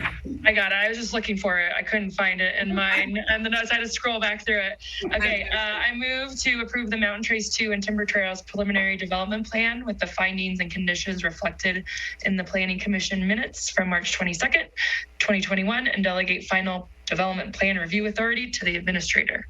Thanks, Jessica. I'll second. And may we have a roll call, please? Councilor Youssef? Yes. Councilor Buell? Yes. Councilor Bossman? You're on mute. Yeah, I see it. Sorry about that. Yes. Mayor Pro Tem Noseworthy? Yes. Mayor Baxter? Yes, thank you. So now we move on to 9.2.2, a public hearing for the Mild to Wild conceptual development plan at 50 Animas View Drive. Mayor and council, we have Savannah Lytle with our Community Development Department to view this presentation. Good evening, Mayor and Council. I will share my screen. This is the Mild to Wild conceptual plan development. What you just saw was a preliminary plan development. So this is the step before preliminary. This is a conceptual plan development for the Animas Mountain Vista Tiny Home Village at 50 Animas View Drive. Give you a little context. This is at the intersection of Main Avenue and Animas View Drive. It is across from CDOT, which is on Main Avenue, and also the Hampton Inn is at the intersection there. And then the park is there as well. This is an aerial view to give you a little bit more perspective of it. My mouse gets a little jumpy, so I'm going to try to do this, but this is this is Animas View Drive right here, and this is North Main 550, Highway 550 right here. This is another site aerial looking above it. This is the entire parcel. They also, Mild to Wild also owns this parcel here, but it is not part of the plan development that they propose. Oops. You guys are getting more than you bargained for. There we go. These are some of the existing conditions. This is the commercial building that will remain on the southerly part. parcel. This is the Mild to Wild commercial building, and then you can also see that they have a wide open parking lot there. It is not striped currently, but that will be part of the project, is to stripe the parking, which will then allow for more parking, because right now it's just wherever you can fit in. And then this is also more to the north, what it looks like there. It is fenced off. It is a lot of storage for both vehicles, coolers, and rafts. Those will all move to an off-site storage. So as mentioned, this is the conceptual plan development, and the intent of plan developments is to facilitate new types of development that isn't contemplated in the standard zone districts of the Land Use and Development Code. So when something doesn't quite fit in, we use a plan development, and these tiny homes fit that perfectly. They aren't necessarily allowed anywhere else in the Land Use and Development Code, so plan development is perfect for this.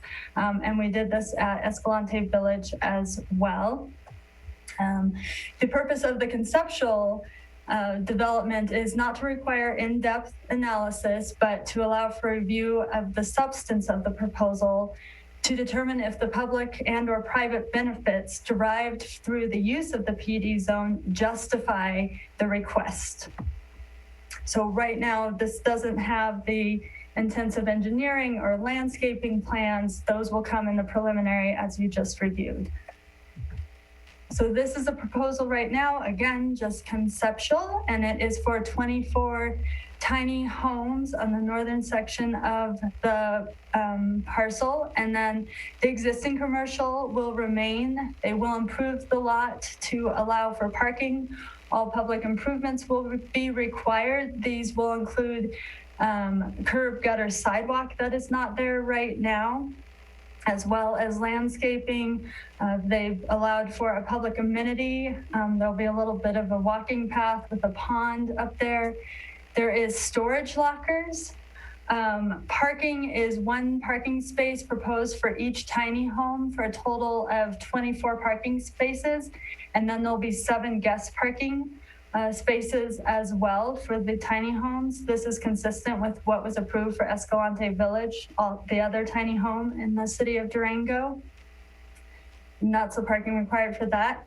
For the parking for the Mild to Wild, it is required that there is 1 parking space for every 150 square feet of gross floor area.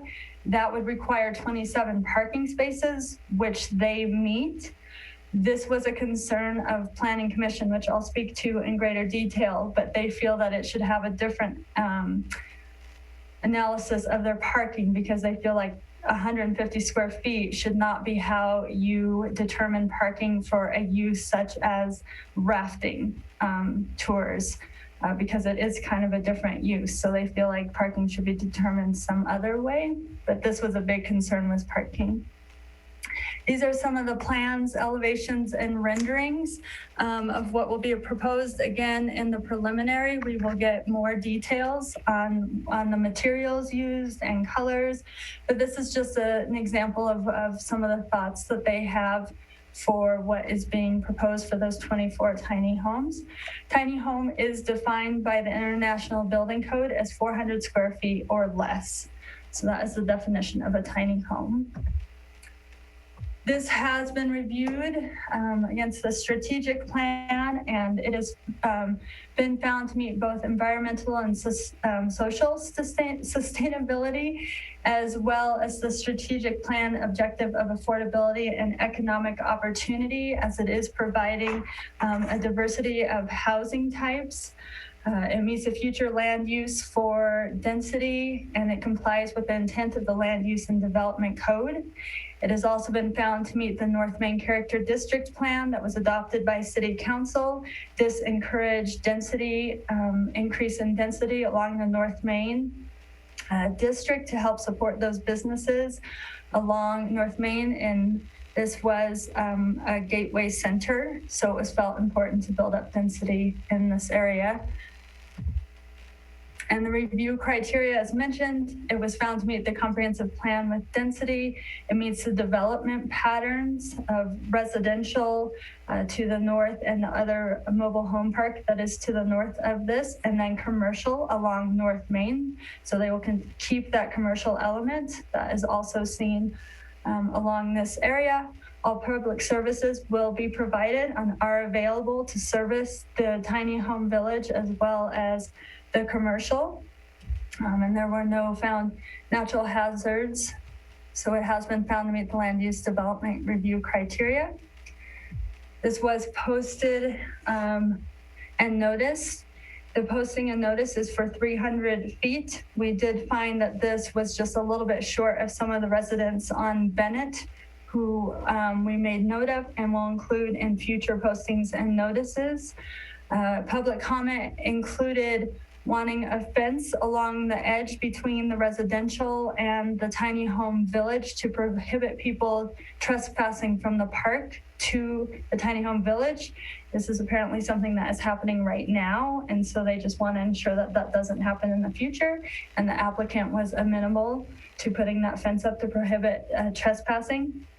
Another concern was parking along the park.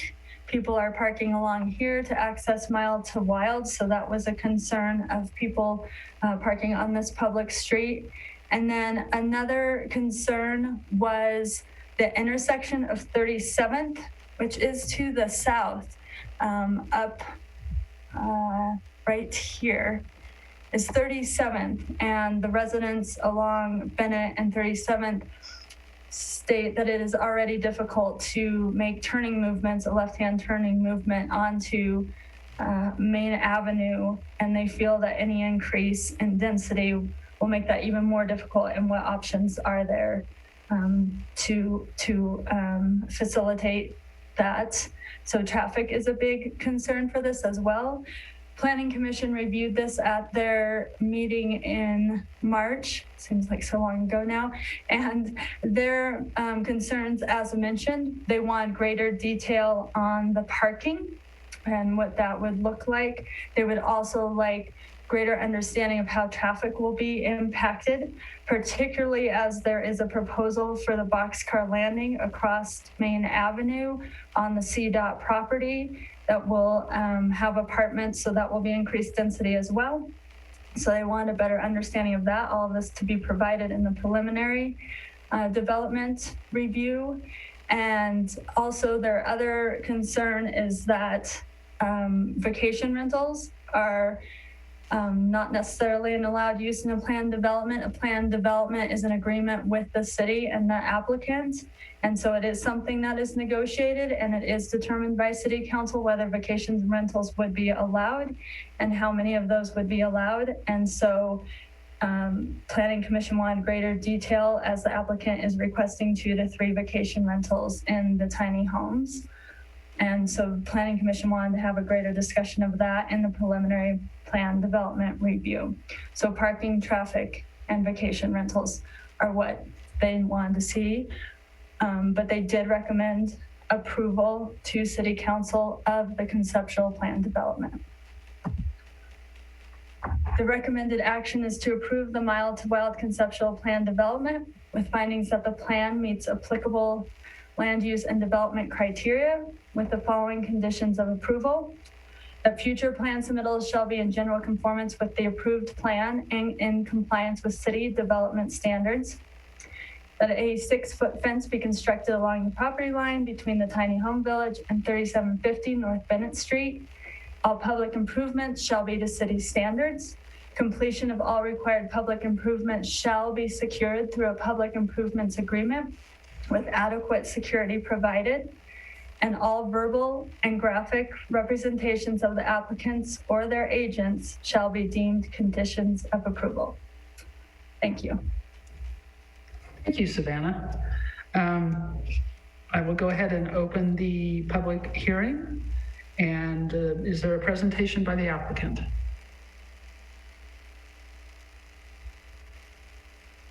Savannah, is there a presentation by the applicant? There was, the applicant was here. It's Elizabeth Boone. I don't see her.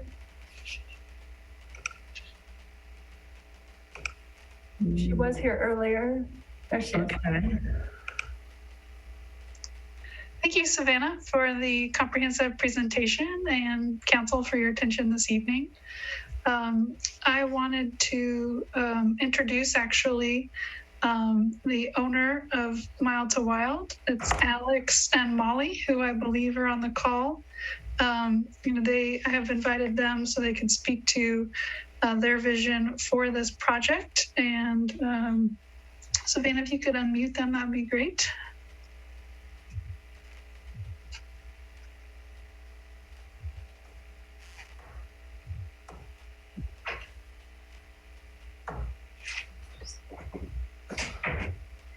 They should be unmuted.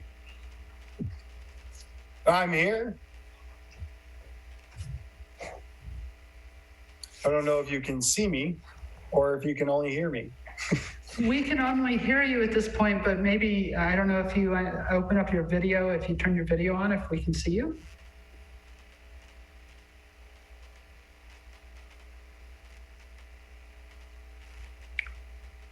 Is Mitchell still there to help us with this?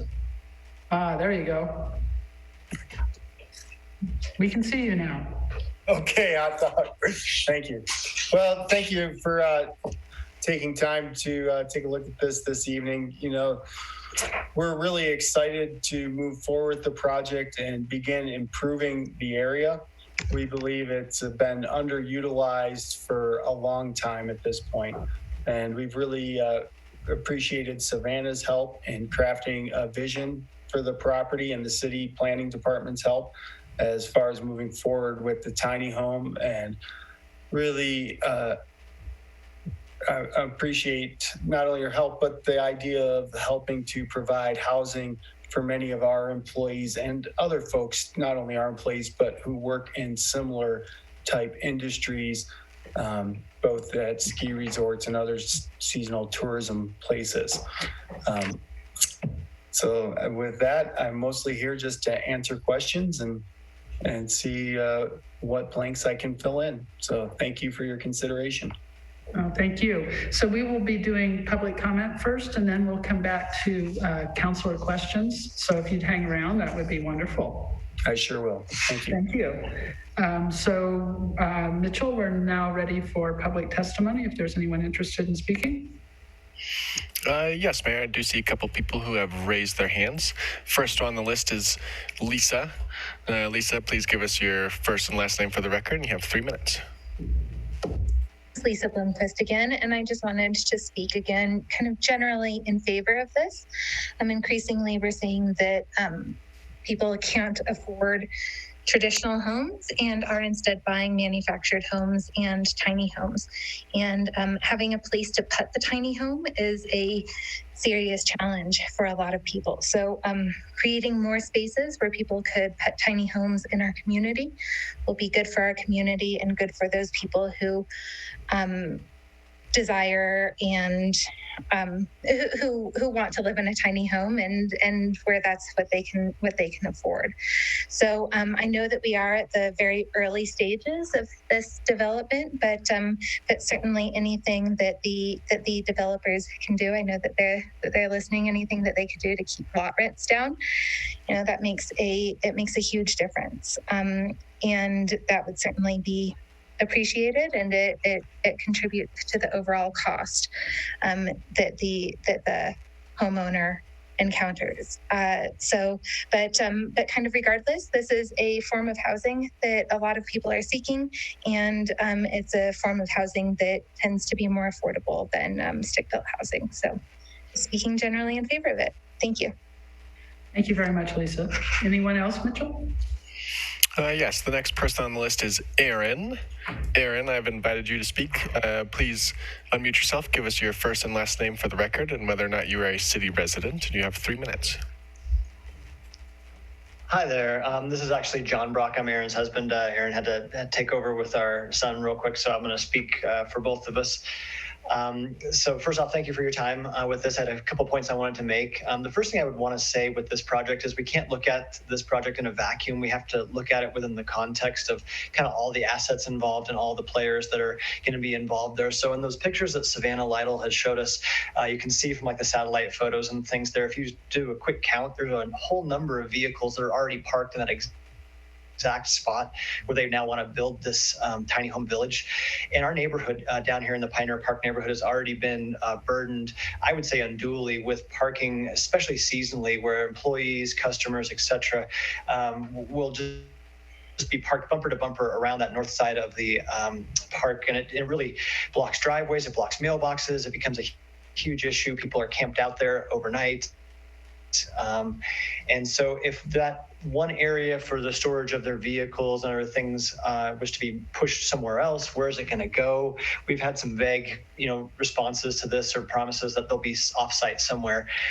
I'll believe it when I see it, I suppose. My questions would be, if we take that one parcel and take what little bit of parking they might have and just kind of it disappears, and now we can park tiny homes there instead. Where will employees park? Where will the many vehicles that Mild to Wild utilizes to perform their operations, where will they be parked? Where will customers park? Where will these future residents park? We've heard that they'll get one spot for each unit and a couple of maybe 7 or 8 additional for the guests. So I want those things to kind of be answered, those questions to be answered. Is how is that going to affect our neighborhood? How is that going to continue to burden our neighborhood, potentially further burden it? There's been a lot of talk of affordable housing. I guess I'm a little unclear. Maybe are we building a place to park a tiny home, or are they building tiny homes? And if it's just a place to park a tiny home, how is this going to, provide assurances to the city of Durango that these will be affordable? How will they, no one can guarantee that. So I'm not sure that I believe that that's a good justification for how we would, change this in our neighborhood. The final thing I would mention is, of course, like Savannah pointed out, just north of us is a 122 unit trailer park. So we have a trailer park. We have that type of housing available right in our neighborhood, right adjacent to us. So this new high density trailer park isn't really going to enrich our neighborhood. It's not really going to create something new for our neighborhood. It's really just going to create a higher density version of something we already have. So I'm not sure that justifies things either. So Savannah speaks well to this, in that, with a plan development, we have to be asking ourselves, is this justified? Is this necessary? I would say no, it's not something that's justified or necessary for our neighborhood, and might even just further burden things. I thank you for your time. Thank you very much, Mr. Brock.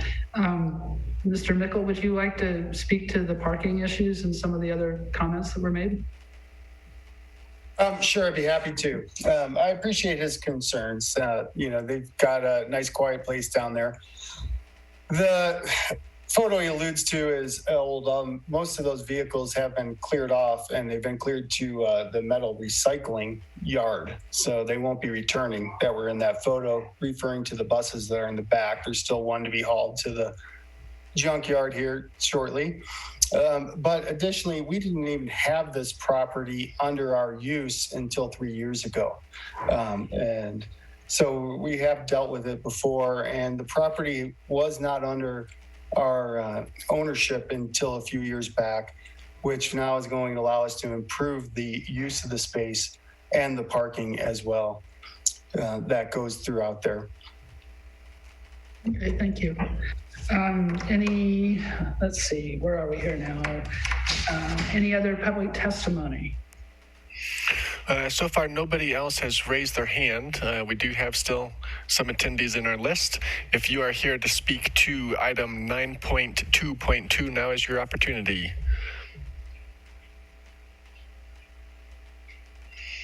Mayor, I'm not seeing anybody else. Thank you very much. I'll close the public testimony. Are there any questions by council for either staff or the developer? Or the applicant, I should say?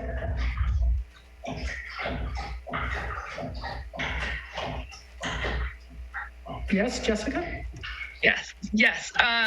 So I love the diversity of housing options that are coming up today. In that area, when I drove today, and my boys and I, we live up north too. And so we run from our house down to Oxbow and then on the river trail. There's no sidewalk that connects it to Main. Is that part of the plan, a sidewalk? I think that would be really beneficial for those homes. Yes, That is a really interesting question. So Savannah, for that whole street, actually. Well, I know you can't do the whole street, but at least to like start it, since it's that first part right there, I think it could be beneficial if there's like 24 tiny homes going in there. Just more traffic to me. No, great point. And yes, a sidewalk, curb, gutter, sidewalk will all be required as part of the public improvements along MSU Drive. So that's a great question. And then obviously there's a ton of storage over there that you're using, Alex. And so all that will be moved to a separate off-site area. Is that what you're saying? No, the storage that Savannah pointed out there is not part of the redevelopment site. Okay. Actually, we do have plans to build a larger warehouse there to better store that equipment and protect it from the elements and so forth. But the coolers and such that were in that photo, that is not any of the portion of disturbance within this project. Okay. I wasn't sure how far it went when I was over there looking at it. And then in terms of, I think the biggest complaint we're seeing from city council in terms of emails we're getting and stuff is definitely that parking component. And so when you brought up, Savannah, that maybe that much parking wasn't needed for that commercial size, maybe like staff parking and stuff like that could be considered just for neighborhood concerns. That's all I'm saying. So.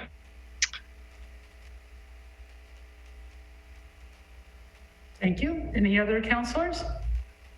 Yes, Barbara. Yes, Mayor Pro Tem Newsworthy. No worries. I actually have 3 questions, and some are for staff, and most of them for staff. So first of all, Animas View Drive is a substandard road.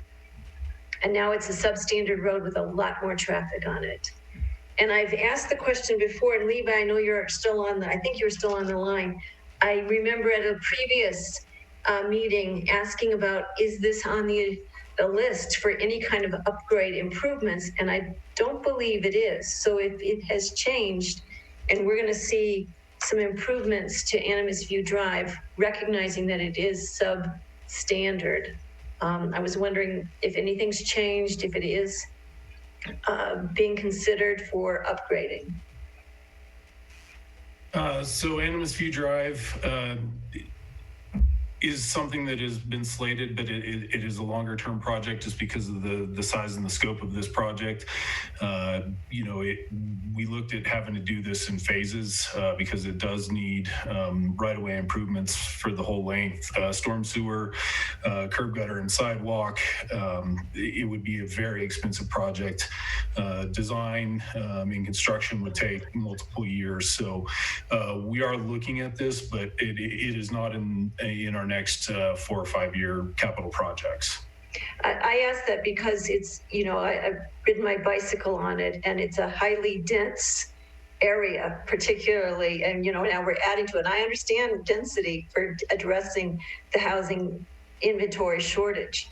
I'm just really concerned that this is the lack of sidewalks completely through this road, the traffic going through. I was grateful that previous council agreed to lower the speed limit, but I'd be real interested in the density of people living on that street, per however you measure it, per mile or whatnot, because there's a lot of apartment complexes on there. So that's just one, as we're thinking about this improvement, adding more homes into this. The second is probably for Savannah.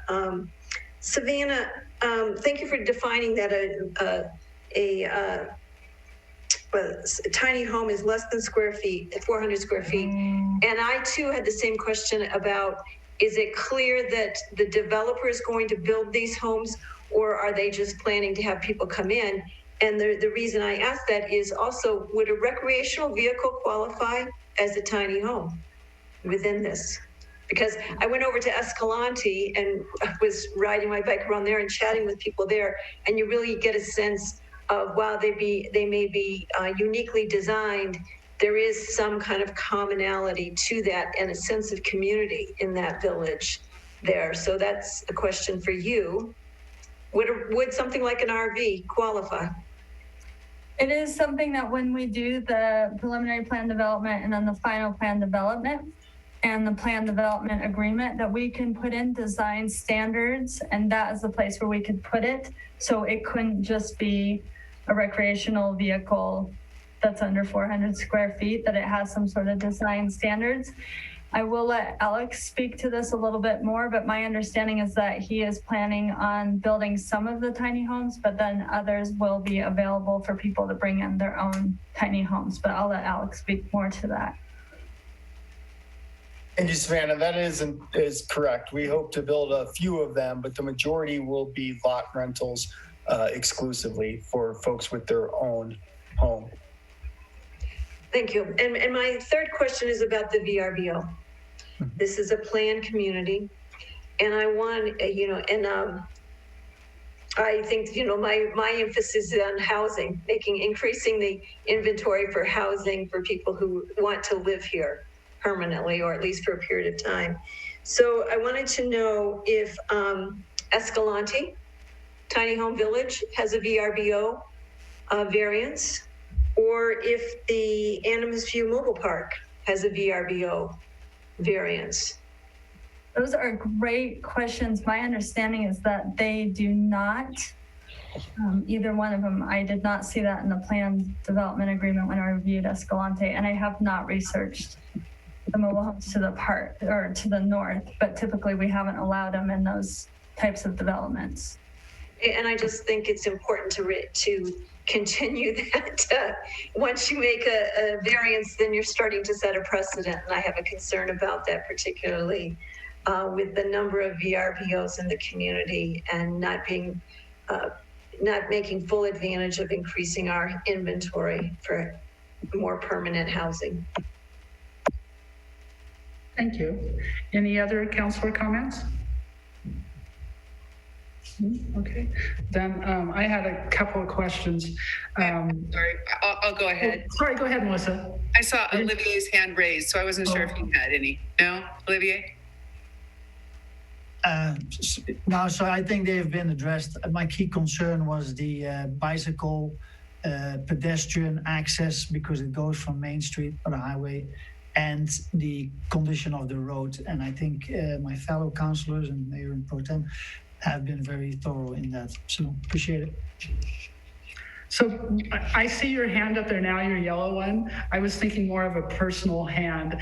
Somehow that fades into the background for me. I'm sorry, I missed it.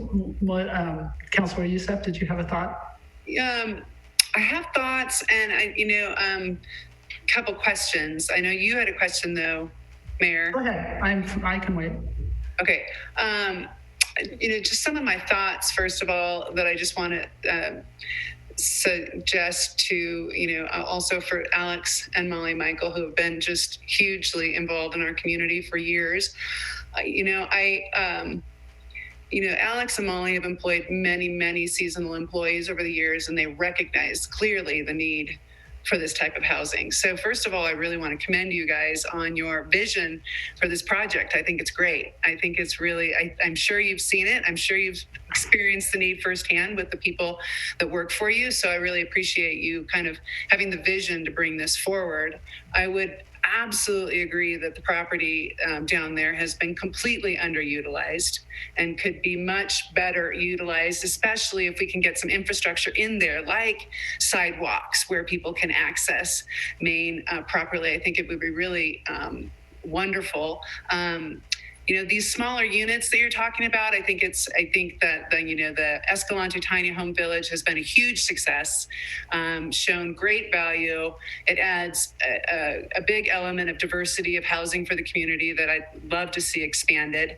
And it would be really beneficial to us to have these smaller units, smaller costs, lower electricity bills, smaller monthly payments, and lower upkeep costs. So all that really, really wonderful. And I think it would be a big add to our community in an appropriate location. It's always hard. It can be hard when you're doing developments, because we know we're trying to meet these affordable and workforce and attainable housing goals, but it's also difficult as far as the parking and the high density at the same time. So I'm wondering about if if the parking issue at Pioneer Park, if that fence will in fact deter some of that parking over there. If we do have that fencing, that I'm hoping that potentially that will deter some of that parking. And then, might there be some other options to address the parking over there at Pioneer Park? That is a sacred park. There aren't a lot of parks in that area. It would be nice to protect it too. And I'm wondering, should we consider some potentially metered spots in at least some of those locations to ensure that, overnighting is not happening, or signage, if there's things that we can do to better help that, because I am a fan of this project. I know it's in the very initial stages and you've got a lot of work to do, but I'm excited to see it come forward. I also would like to add that I do recognize the value of the vacation rentals. I know they make a lot of economic sense. They do go against our goal of trying to provide housing for residents, long-term housing for residents. And so that's a tough one for me. I would rather see these long-term rentals for people who want to live in Durango. And this provides them with an opportunity to own. And so just thought those are my thoughts. Very nice. Thank you, Melissa. And I agree with you, actually, that I like the idea of providing housing at a price that people can afford, which brings up for me Escalante. And one of the conversations when I was on the Planning Commission when Escalante was approved was the cost for the lease for each of the the land, as well as what those units actually cost. And I was wondering, Savannah, has there been any data gathered as to what the total expense per housing unit is, so that we can see, if you're talking $400 a month for a lease payment on the land versus $1,600 for a lease payment on the land, I don't know, maybe Mr. Nickel could have some indication of what he's expecting to charge, but then what it actually costs the people to buy the home and put it there, so that we can really evaluate if it is affordable. I'm not denying that it could be workforce housing pricing, but I don't know that. So that's why I'm asking that question. Yes, great question. I did a brief research on it, and the numbers varied wildly, especially as we know right now in the construction industry, the cost of materials for construction has climbed exorbitantly in these last few months, over the past year actually. But it's been anywhere from a $30,000 to $70,000. 80,000. It goes all over the range of what you can build a tiny home for. But Alex and I, and it looks like there he is. Alex and I have not discussed what the cost of the space will be. And I don't know if you have any more thoughts on that, Alex, or if you know more what the general cost of a tiny home would be. Well, it's going to be difficult to say until we understand fully the infrastructure burden at hand. We're looking at least 600 feet of sidewalk, curb, and gutter alone. And, the more of that we have to take on as this project's been tied in to our business, which does not own this property, but is a business that has mutual ownership with this land. So as those costs get pushed on and the additional costs for there, I won't be able to determine and prepare a proper pro forma until I know those final and real costs. And it's just hard to do right now until we get through the civil engineering and get a little further down the road. Speaking quickly, I know there's some concern about the VRBOs and the units that we build. We're not looking to run any sort of quasi resort back there, but we are looking to build some of those units. Much of our employee workforce is seasonal, and they're not permanent residents here necessarily. They're here 6 months a year, 5 to 6 months a year, year after year after year. They're professionals at what they do. That's their chosen career. Many of them do it, 15, 20 years. They need a way in those units we build. And now I have to fill the revenue gap while providing hopefully a place that's comfortable and nice and for them in the winter and some other times. I hope to avoid the VRBO, but it is my hope to keep some flexibility on the revenue side so that we can make this work. We do have to operate a revenue positive situation. I've got 4 kids who all 4 still got to get through college. So I can't operate this at a loss. Well, and that makes sense what you said about the seasonality of the employees. I understand that, our ski coaches, people, in all sorts of seasonal industries. So I thank you for clarifying that. 5 to 6 months is very different than every weekend, different people coming in and out, and people, so. I was going to say, I feel like VRBO. Can I finish, please? First, thank you. So VRBO, then if you're talking a 5-month seasonal worker does not need a VRBO, but I also understand that you're looking at bringing in some revenue while you get this built out. And, I could see that if there was some sort of restriction that after 6 months, no more VRBOs, I might be okay with that. But otherwise, this is your business model, and this is the business model you've designed, which is to lease spaces out for tiny homes.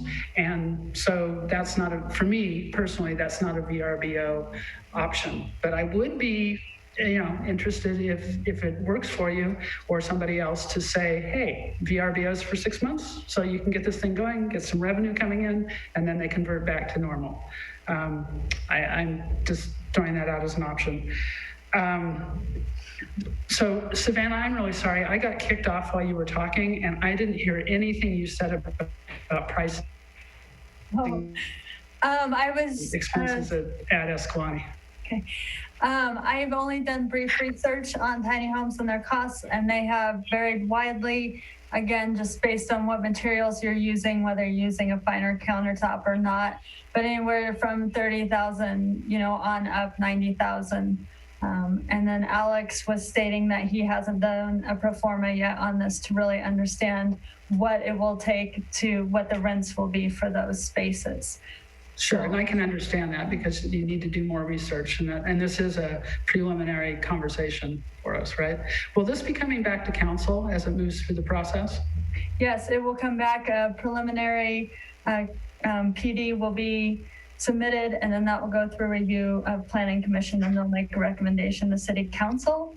And then if City Council approves it, then it will go through a final review, which is administrative review. Wonderful. So one of the things I would like to say is I believe that when Ms. Vandegrift was working on Escalante tiny homes, there was we did a code amendment to handle tiny homes, and I'm 99% sure that RVs were excluded from that situation. So you might just Vicki might have a quick answer for you there. The other thing that I'd like to mention is the people coming out of the Pioneer Park area not being able to turn onto Camino. I do see that as a huge challenge.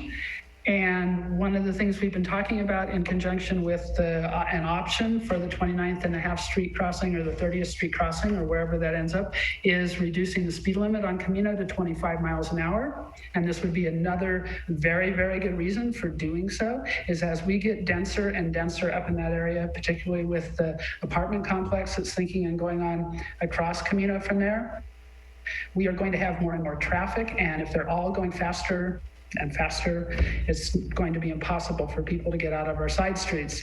So this is another support for that conversation with CDOT about changing the speed limit.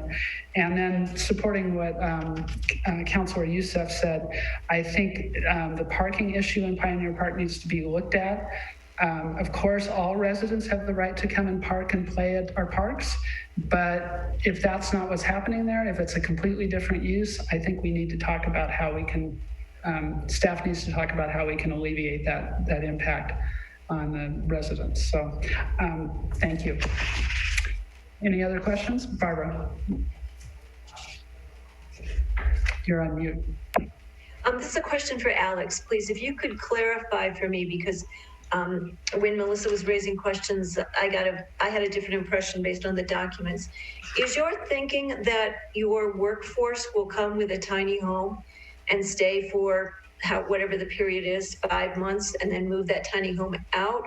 Or is it solely that they would stay, as the mayor said, in one of your rental units for a length of time? And then the final question is then, if that is not the case, is your view then that people will truly come in, bring their tiny home in and stay for a lengthy period of time, so there won't be that movement of buildings in and out on your property? Thank you, Councilor, for the question. Yes, the goal is to have it as permanent as possible. You know, that's the model we want, you know, even from a business standpoint, a steady revenue stream with which to operate the area. The goal of the ones that we build would be more to fill the person who comes in for 5 or 6 months and then moves on. I would rent them to them, or we would rent them to that individual, and then the ability to then generate some revenue in the off season between, say, it be September and April. That was the desire there, so that when those are empty, there's any rentals that come in would subsidize the cost for that seasonal workforce that comes in, who lives a lifestyle where they work for us in the summer, spring, a little bit in the fall, and then they go to a ski area like Telluride or somewhere else that's not our own. But I could also say, as someone who has rental property in town, yeah, there's this high demand even for 6-month, 3-month rentals from people who are living here. And so it would not necessarily, to meet the finances, require a vacation rental by owner, which is a in and out. You could still, if you considered it, secure finances on 3-month rentals. And that very well may be possible. And that would be my preference personally. I can assure you I hate cleaning. And the last thing I want to be doing is cleaning these to try to meet my bottom line. I've got a lot of other things I'd rather be doing. And if the market would allow for that, that would be preferable to me. Whether I can say that long-term, that market condition will exist, I don't know. It would just be my hope to maintain flexibility. Thank you. So Jessica, I'm sorry, Mayor Pro Tem, do you have another question? Councilor Buell, did you have another question? No. Okay. Wonderful. Thank you. I just had one more comment I wanted to make about fair share housing compliance and how this does not fit in with our fair share housing program that we have now. We now have a second tiny home village either existing or being proposed. We need to be talking about how this fits into our fair share housing program. Thank you.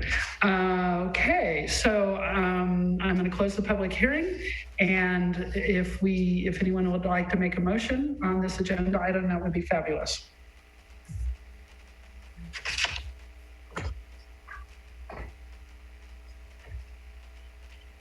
Savannah, can you put the motion back on the screen? I have it right here. I can make it. Okay, great.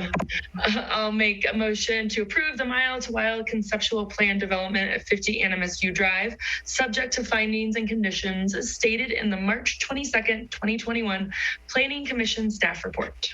I'll second. And roll call, please. Councilor Youssef? Yes. Councilor Buell? Yes. Councilor Bosman? Yes. Mayor Pro Tem Noseworthy? Yes. Mayor Baxter? Yes.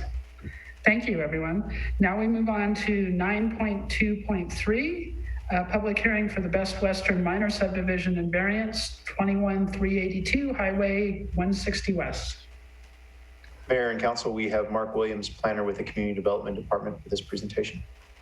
Thank you. Let me share my screen. Okay, there we go. Thank you, Mayor, councilors, and welcome to our new councilors also. As Mayor Baxter said, this is a preliminary minor subdivision and variance for the Best Western Inn and Suites. Just real quickly, it's a preliminary minor subdivision because it's 5 or fewer lots. And preliminary means at this stage we go to Planning Commission and City Council. And the final stage is simply at the staff level. The request is to subdivide the Best Western Inn and Suites into 2 lots. One lot would be where the current hotel is. One lot would be for what's now a restaurant. The restaurant lot would be below the minimum lot size for a new lot in the central or commercial general zone district. It needs to be at least an acre, but this is going to be a little less than 9/10 of an acre. So the background behind this request is that this is one of the city's efforts to help our businesses that have been affected by COVID. I'm sure you're all familiar with the bump outs on Main Avenue. Allowing the subdivision to forego some of the typical improvements that would be made is one way that we're also trying to help the business, which has been subjected to the financial issues from like tourism from COVID. See if I can scroll down. This is a location map of the Best Western. Tech Center Drive is up to the northeast. Rosemary Lane is across Highway 160 to the west. I'm sure you probably all know where it is. Here's a closer in image. I've got a zoom in of the plat, but I'll just go through the new property line would roughly go through here, and this roof would be removed so that there'll be 2 freestanding structures. And this is the hotel. It's got 71 hotel rooms, and this is the restaurant. And the part that's a little unusual is typically during a subdivision, when any kind of infrastructure improvements are required, the city would ask that those improvements be made at the time of subdivision, or that they bond for those improvements in terms of doing a public improvements agreement. So for example, there's one water and sewer service to the property. More than likely, they'll need 2 because they're 2 separate lots.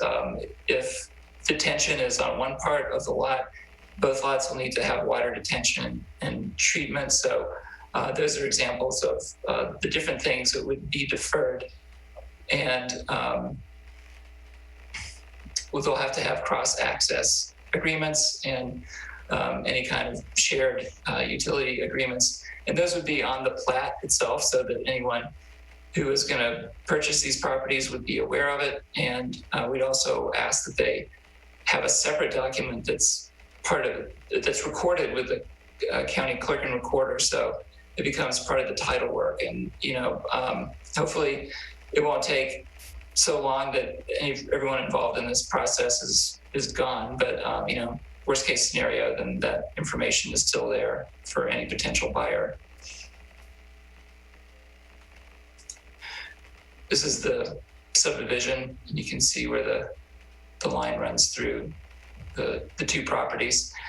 And so one of the reasons that this tract is smaller than an acre for the property owners, the Brunvans, it was important to maintain a trail that was back here so that it wouldn't be developed potentially as part of the commercial lot.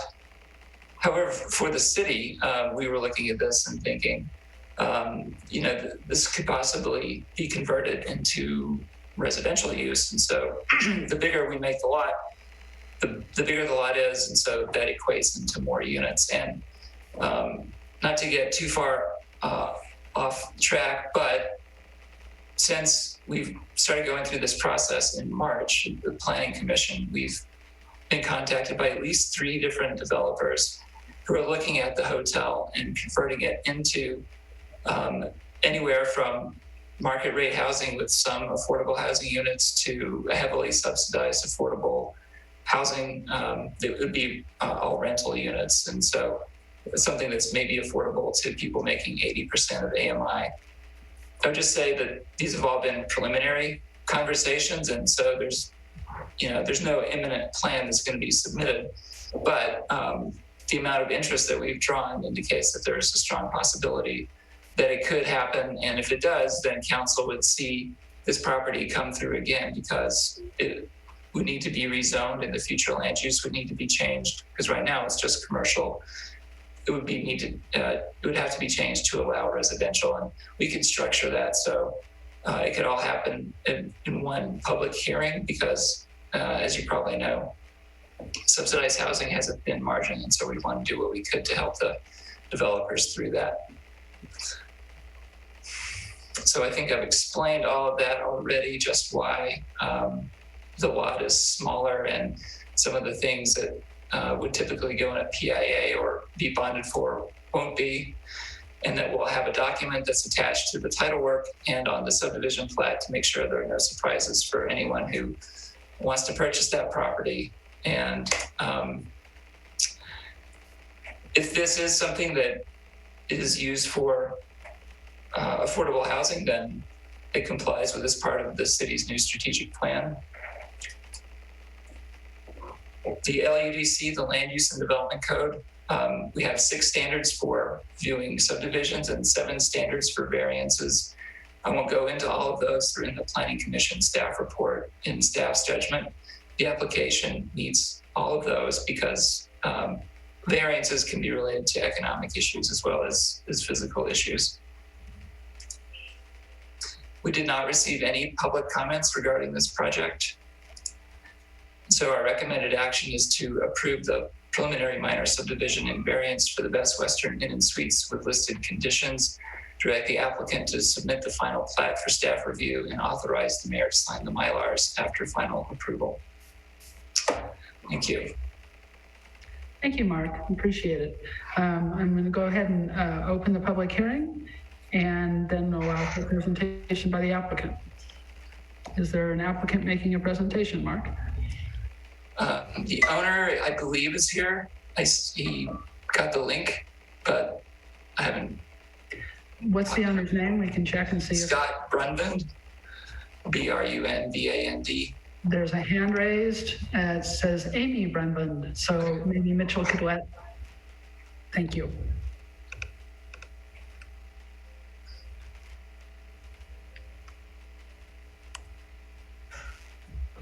Can you hear me? Yes, we can. Thank you. Amy Brunvand is on the call. We do not have a formal presentation, but we're here to answer any questions.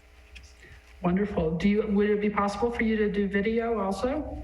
I've worked all day. Oh, okay. I can understand that. Let me rephrase, I'm the owner operator. Okay. So we'll go ahead and open the public testimony. Mitchell, do we have anyone speak to us? Mayor, we do have still some attendees in our list, but nobody has raised their hand. If you are here to speak to item number 9.2.3, now is your time. Please use the raise hand function.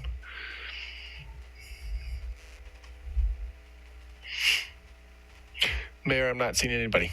Thank you very much. In that case, I will close the public testimony. And do we have any questions for staff or the applicant by council? No. Okay. Barbara? No? Okay. I'm a little bit confused about this because I'm in the application, it says that they want to subdivide the lots and sell them. So, but it's also stated that this is to support them staying in business because they've been economically affected by COVID. So I'm confused. So the first part is right. They want to have the ability to sell the properties, and we want to assist them if they choose to do that. And my understanding is if we do have a buyer for the hotel property to convert that into residential, the Brunvands would own that lot until we went through the entitlement process. So ultimately the goal is to sell it. So if there was it might have been a mistake to say for them to stay in business, at least permanently, maybe stay in business in the short term. Okay, so I'm still a little bit confused because usually for example, there was over by Mountain Middle School, a piece of property that wanted to be have 4 houses on it, be subdivided, and the developer had made an offer on the property to the landowner, conditional upon whether or not approval would be for those 3 or 4 homes. And that's usually the way these kind of things work. A developer makes an offer, and the agreement is this offer is only good if it goes through and gets approval. So I'm really confused about this whole process here. Go ahead. Can I speak to that as the, so we have 2 paths that we can go down, and the future is unknown at this point.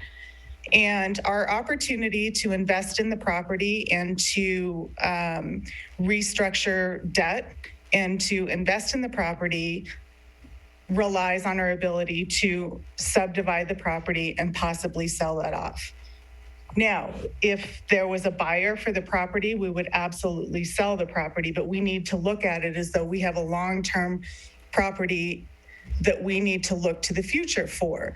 And when we look at the ever increasing competition and the year that we've just endured, we have to be looking constantly to the future, just like our friends in Mild to Wild. So we're looking for opportunities to be able to continue to invest in our business as well. Now, could we sell it? Absolutely.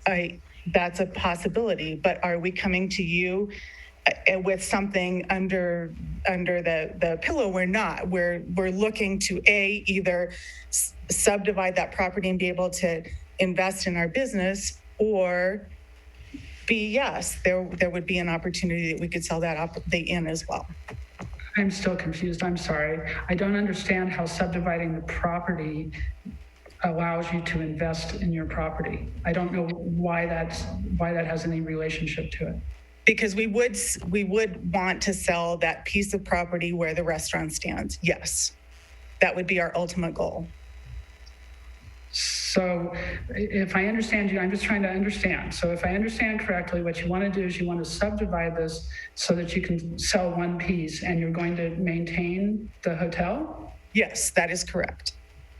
So you actually don't have the intention of selling the hotel to someone who's going to redo it for workforce housing? If someone were to make an offer to sell or to buy the inn for workforce housing, we would absolutely sell it. Okay, all right, thank you. I'm still confused. Does anyone want to make a motion? This is Scott. Yeah. Olivier, did you have a question? I thought Dirk was going to say something. I'd like to move a motion to approve the proposed Best Western Inn and Suites minor subdivision preliminary plan and variance with findings of conformance with city plans with those 5 findings. Second. Any discussion? I just want to say that it would have been a lot simpler if this conversation we just had been the main purpose of this. We want to subdivide it, so hopefully we can sell and invest. All the rest of it wasn't necessary. So any other discussion? And then shall we do a roll call? Mayor Pro Tem Noseworthy? Yes. Councilor Bossman? Yes. Councilor Buell? Yes. Councilor Youssef? Yes. Mayor Baxter? Yes, thank you. Now we're moving on to number 10, City Attorney Dirk Nelson, and it's 10.1, discussion and possible action regarding a draft letter to the court concerning the restitution conditions included in the sentencing of the former finance director. And Dirk, could I ask you a question? I was a little, before you get into it, just so we all know, it seems that the hearing has been put off. Yes, okay. That's correct. If you'd speak to that, that'd be great. Right. This was put on the agenda before we knew that the return on the sentencing, which had been scheduled for next Friday, the 14th, has been continued to June 25th, 2021. So this item no longer, assuming the council doesn't feel the urgency, this item can be re-brought up at a later time. Okay, so what's the protocol for this? Dirk, do I need to get council to make a motion to continue this, or what do we do? I would think that, this is just possible action. If council doesn't want to take any action, then you don't take any action and we move on to the next item. All right. Mayor Pro Tem Noseworthy. I just want to clarify also with the city attorney, then closer to the June 25th date or 21st date, whatever it was, that the hearing will be, you will then again put this on an agenda as a discussion item for council? I have it calendared and we will make sure that it comes back up. Okay, thank you. Mm-hmm. All right, my internet is unstable again, I'm sorry. So then we'll move on to, unless there's any other comments on that, we'll move on to 10.2, review and acceptance of the Eide Bailey forensic audit. Yes, I believe this item is under my category because I've been the contact person for the auditors to get the draft audit and get it distributed to council. But Kim Higgins, Doug Cash are in the meeting from Eide Bailey. I think they're prepared to make a presentation, and then any substantive questions about any of those details, probably best to address to Cynthia or the auditors. Okay, so do you have a presentation you'd like to make? Auditors, thank you. Good evening. Thanks for having us here. We I think you have your forensics accounting report dated April the 22nd, 2021 in front of you. And what we are looking to do, we can certainly go through the summary information with you. You have, I believe, looked at it, observed it. We're here to answer any questions about that. The actual summary information, if you do want us to go through it, we're happy to do that. Doug Cash is on the line, who has been responsible for this report. So just please let us know how you'd like us to proceed. Ms. Higgins, I think it would be great if you would go through the summary report, highlighting the things that the public would want to know that we're taking care of and that you found and that we're dealing with and that won't be happening again. That would be wonderful.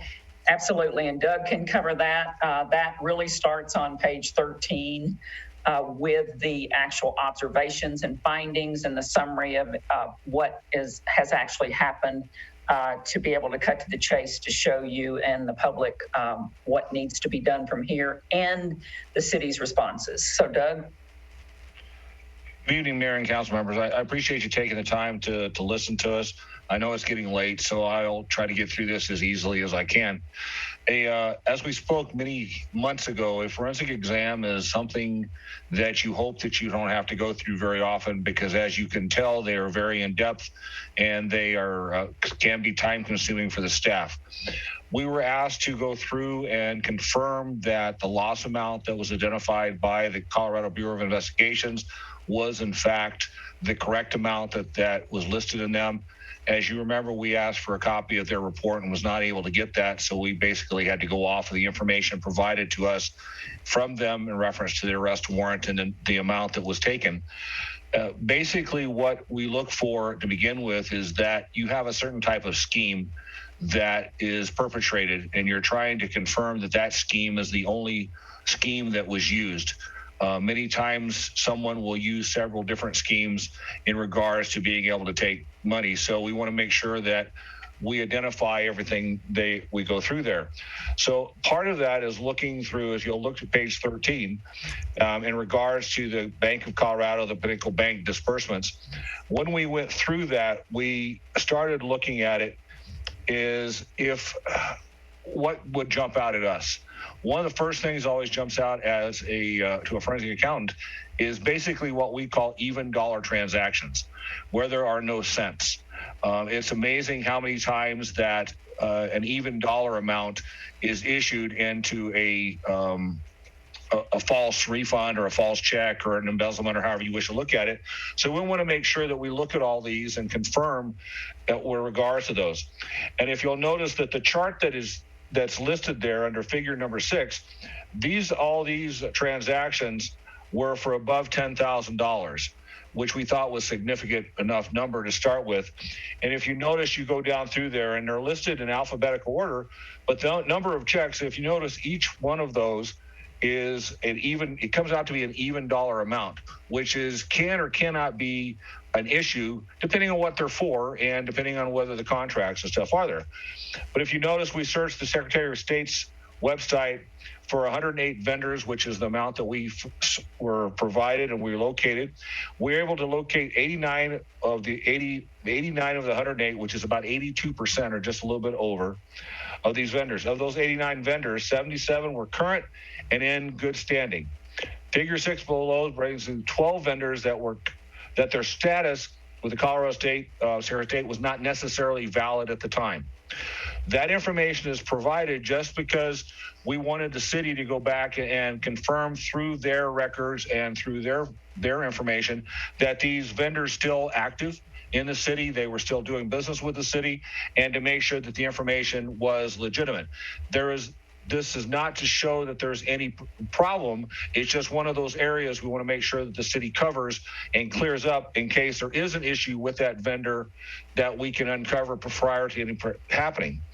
And if you go to the next page, on page 14, you'll see that we broke down in reference to the comments on what our comments were in regards to several of them. For instance, like Centura Health. We know that there are Centura Health is a medical practice, but it's listed several different ways in the vendors. So to try to get that information to the city so that they can put it all together possibly under one vendor or determine why there's so many entries.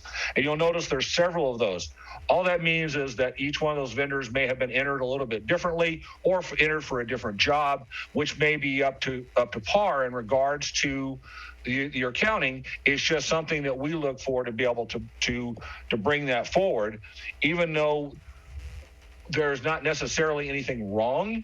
It's just one of those things that kind of makes you go, this needs to be looked into, and get the city to look into it to make sure there's not any problems.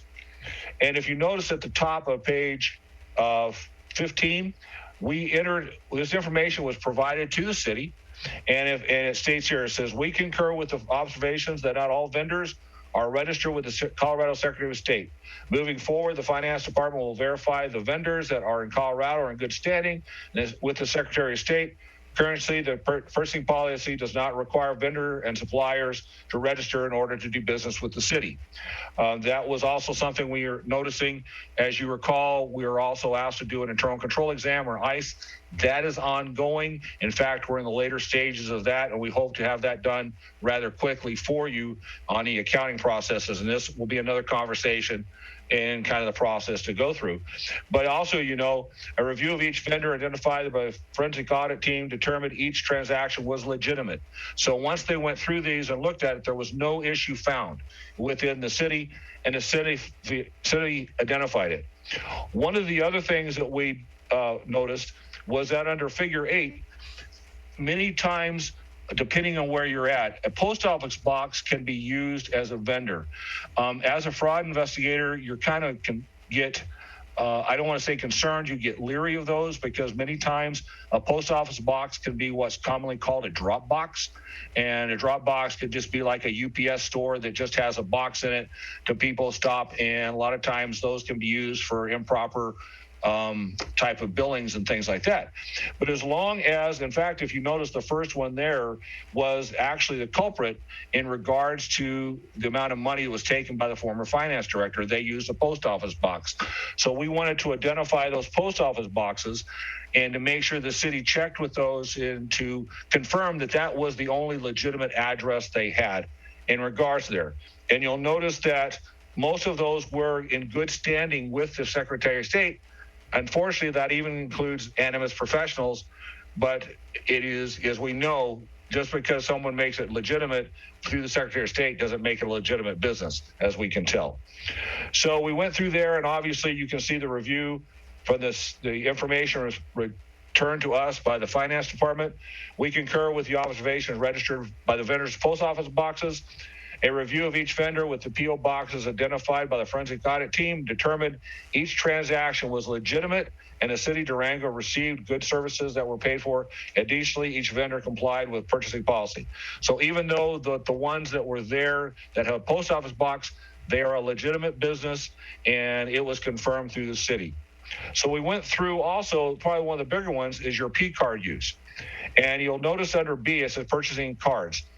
So we went through there, and what we identified just over 21,000 purchases totaling just over $9.7 million, and 727 related credits or returns totaling about 108,000. So there's a large amount of money that's traveling through your P cards that had to be reviewed and went through there. What we did is we attempted to identify additional questionable transactions. Now, as a forensic accountant, I can't say things are legal, illegal, right, or wrong. All I can do is identify them as questionable, such as the two prior. We give that to the city or to our client for them to determine whether it's actually credible, questionable, what needs to be done with it. So what we did is we provide that information to those, and we attempt to identify additional potential questionable purchases on the P cards based on the vendor's name. We identified 4,700 or so purchases and returns totaling $482,000 related to returns on work paper 4. The one that kind of jumped out, and we brought that to the attention of the city, is that we attempted to identify in categories travel-related purchases on the P cards based on the vendor's name under work paper 5, which you will have the work papers in your report. But under figure 9, you will see that hotel lodging, airfare, airport costs, travel expenses, transportation, there's a large amount of money that was spent on the P cards in regards to this. This is just for your information of how that money was spent on the P cards and the amount that was related to this. This is not to say that these transactions are right or wrong. They're just to identify the travel and expenses so that the city is aware that that's what was charged. And if there's any question, they can go back and look through it to be able to do that. It says a review of the supporting documentation for these expenses was not performed because it was basically outside the scope. So this is information provided to the city for the city to look through on their own and be able to determine that. Basically, what we found is that we agreed with the loss amount that was reported by the Colorado Bureau of Investigations of $712,297.87. One thing, there was some discussions that there was a check that we identified in regards was an even $5,000, the discrepancy in it. And the easiest way for me to explain that is, as a forensic accountant, I have to give you every bit of information out of your systems. We have no reason to believe that that check and that information was not handled properly by the city and that $5,000 was an incurred expense. However, because of record retentions and policies and procedures with the district attorney's office, without any supporting documentation, that $5,000 was taken out of the total calculation. And when that's taken out, our number actually matched to the dime what they reported. So your report will show that we agree that your loss was at least $712,297.87, which also matches the amount that was listed in the arrest warrant that was provided to us. So that's a quick overview in regards to what we found and the responses that we've already received from the finance department and the things to look at it. But that information there is for your review. And try to make it as quick as I can, and to then be able to answer any questions in regards to this, or Kim can possibly have some other information to add in regards to it. But now just we'll listen for your questions and go from there. Thank you, Mr. Cash. Ms. Higgins, did you have anything else you wanted to add to that before council asks questions? The only additional information in the conclusion section was you also asked us to look at the transit and the GOCO grant activity, and we found no discrepancies there. So I wanted to make sure you knew that had been accomplished. and looking at that against the budget, against all of the transactions, the actual to the budget, and what ended up happening. And there was nothing that we found that we needed to bring to your attention. Well, that's really good to hear. Thank you very much. I apologize for not bringing that forward. That's okay. Any questions by council? And we seem to have lost Melissa, so hopefully, oh, there she is. Sorry, when I have it only on video participants, so when you click out, you go away. Council, anyone else anybody ask a question? Yes, Mayor Pro Tem Noseworthy. So I just want to give a shout out to Ms. Higgins and Mr. Cash and thank them for their work. It's really, I guess comforting is maybe not the right word to choose, but it's comforting to know that you've gone through this and you didn't find anything of more significance other than that possible 5,000. I am interested, I was going to raise the question of the internal controls examination, and you did say that that's ongoing and will be coming soon. So I am eager to get your feedback on what you think, the kind of guardrails that maybe were not in place and need to be put in place. I also know that our new finance director within the first week identified some of those as well, because who came up in our conversation together. So I appreciate your work, and I'm looking forward to the next step, which is those internal control, making certain that we have everything possible in place, the guardrails in place to prevent anything like this from happening again. Thank you. We appreciate the compliment, and also I'd like to put out my compliments to your staff. They have been very receptive to us, providing us the information as quickly as they possibly can. That has not been easy. Like I said, we will dump information on them needing it, and they did the best to get back to us as quickly as they could. It has been very, I don't want to use the word enjoyable working with your staff on something like this, because this is kind of one of those things that had to take place, but they were very receptive, and we appreciate that. Thank you. Any other questions, councilors? Yes, Mr. Councilor Bosmans. It's getting late. I'm starting to stutter. That's okay. Thank you for the presentation. I have a couple of questions. The examination was focused on the former finance director. Now, does that limit the investigation to vendors, for example, created by the vendors, finance director only, or also vendors with a potential relationship, or even other fraudulent vendors that not even associated with her, but potentially other staff?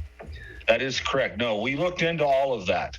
What we were looking for is to make sure there weren't, we call them false vendors. We wanted to make sure that there weren't any other false vendors. That's part of the reason we identified the ones that were given to the city.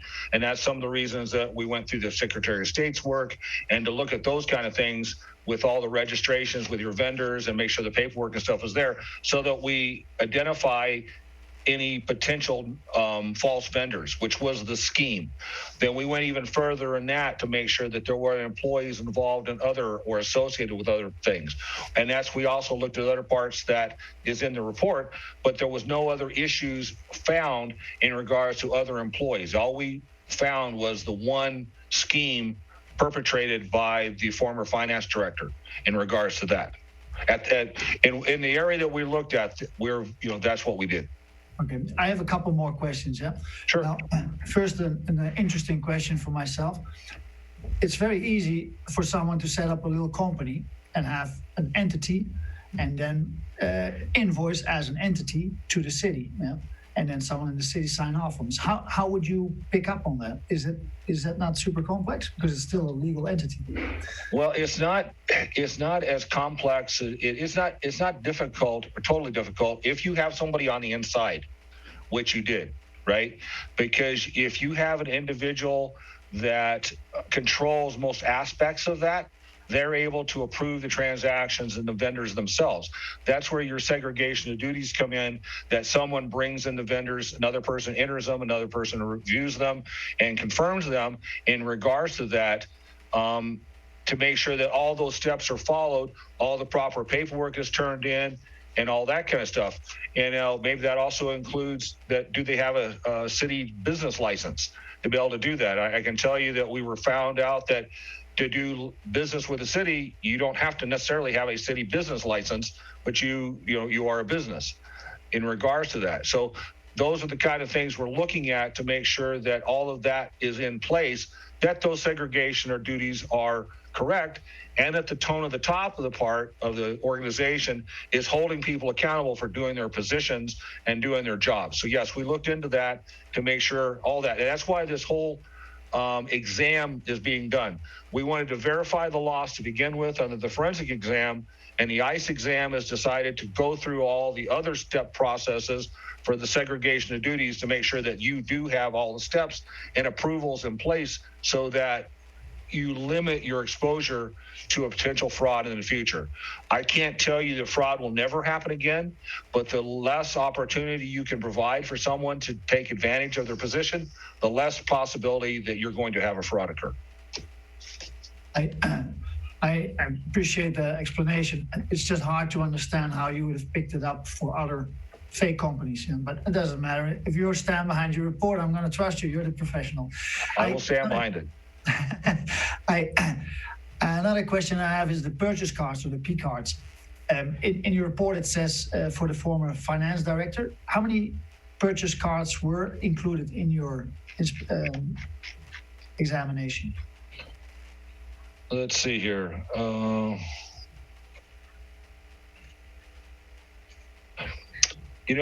sorry, sir. I don't recall the exact number of the P cards. All I can tell you is that we identified 21,017 purchases totaling those P cards. And I know in the internal control exam that we do identify the numbers of those people that had access or have access to the P cards. And part of that internal control is what is the policies for how those are issued, how expenses are incurred, who has to approve the expenses, where the receipts go, who accounts for them, and all of that. That is actually a part. So I know the numbers exist for the ICE exam on how many P cards our departments have, but at this point right now, sir, I can't tell you exactly the number of cards that were associated with that 21,000 purchases. No, it was more to make sure that it was not just one P card, but the whole range of P cards. It was. We looked at the entire system. Yes, sir. Okay, and then I think the recommendations that will come out in another report, I guess. I appreciate that. I look forward to seeing that, as well as the way they review and approve travel expenses and so on. There's a lot of these that are very easily taken advantage of. Thank you for your presentation and answering the questions. Yes, sir. Any other councilor questions? Just another thank you very much for your efforts. We really appreciate it. You bet. We're glad you were there for us to help us out, and we're looking forward to getting the report on the ICE so we can move forward with that. Well, a point of personal privilege, if you don't mind, Mayor. One of the things I wanted to compliment you and your staff on, I've been investigating fraud since the early 90s, and getting folks to identify or be interested in prevention is one of the most difficult things to do. And it also is one of the easiest things for us to help with. You are the only second city in my career with Eide Bailly that has asked us to go further and help with a large ICE project such as your own to help the city confirm that they have the right policies or procedures in place and the segregation of duties to protect the assets for the citizens. So my compliments to the city council for being that forth, thinking that far ahead and letting us provide that service for you. You're welcome. And I think that our community members appreciate it too. That's what we're here for. So thank you. Good. All right. Shall we move on to 11.1 then? An ordinance authorizing, I'm sorry. We have to vote on this, don't we? I will entertain a motion. Jessica, do you have it handy? My computer's gone dead. Do we just accept it? You can just say that we would adopt or accept the forensic audit. I'll move to adopt and accept the forensic audit. Thank you. Thank you. I'll second it. Roll call. We're used to Kim doing this. I know. from the planning commission. I always had all those down. We're adjusting. We'll get it together. Okay, Ms. Phillips, a roll call, please. Counselor Youssef, Yes. Counselor Buell, Yes. Counselor Bossman, Yes. Mayor Pro Tem Noseworthy, Yes. Mayor Baxter. Yes, thank you very much to everyone. Okay, now on to 11.1. An ordinance authorizing an agricultural lease with Keith and Mary Fassbender at the airport and declaring an effective date. Yes, Mayor, this will be ordinance O 2021-10. It's on the agenda for first reading following the public hearing at the prior council meeting. So again, 2021-10. So what we need here is a motion? A motion, yes. All righty. Motion to approve. I'll move to approve resolution 021-10. 2021. Ordinance 2021-10, right? 2021-10, yes. 2021-10. Thank you. I'll second. We've had 2 seconds. Ms. Phillips, could we have a roll call, please? 2021-10. Counselor Buell, Yes. Mayor Pro Tem Noseworthy, Yes. Counselor Bossman, Yes. Counselor Youssef, Yes. Mayor Baxter. Yes. Thank you very much. On to 11.2, an emergency ordinance extending emergency ordinance O 2021-07, supporting the enforcement of state executive and public health orders by requiring a face mask in the city. Do you have a presentation, Dirk, or? I do, but I'll be brief. This was put on the agenda because the current emergency ordinance that imposes a mask requirement in the city is set to expire on May 14th. So this is the last meeting in which it can be continued if council desires to do so, unless you set a special meeting between now and the 14th to extend that emergency order. For the newer members of council, emergency orders are only valid, emergency ordinances under the charter are only valid for 60 days, so they have to be renewed every 60 days. So this one was originally adopted in November of 2020. It was readopted in January and then again in March. So this would be the third readoption if council chooses to do so. The language of the requirement to wear a mask in the city has not changed.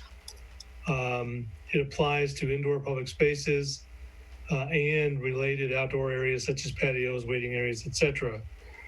That language does not take into account some of the changes in some of the other orders regarding concessions for vaccinated people.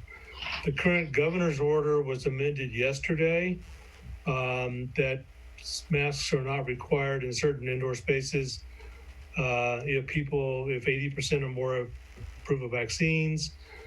The San Juan Basin Health Order, which is enforced through May 16th, does require masks in the same basic areas that our ordinance require them, but it requires masks unless 100% of individuals are vaccinated. It appears that San Juan Basin Health probably will extend their order, but it's not clear whether they will or not. So again, there's new CDC guidance out regarding vaccinated people and mask requirements.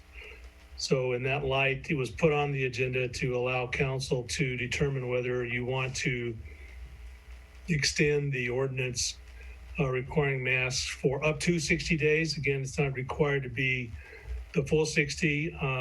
That's the maximum length of time that you can extend it.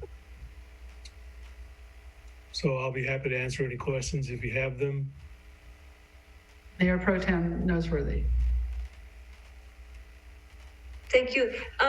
Dirk, with San Juan Basin Public Health Ordinance as a public health ordinance, what would be the requirement of the city to enforce that ordinance?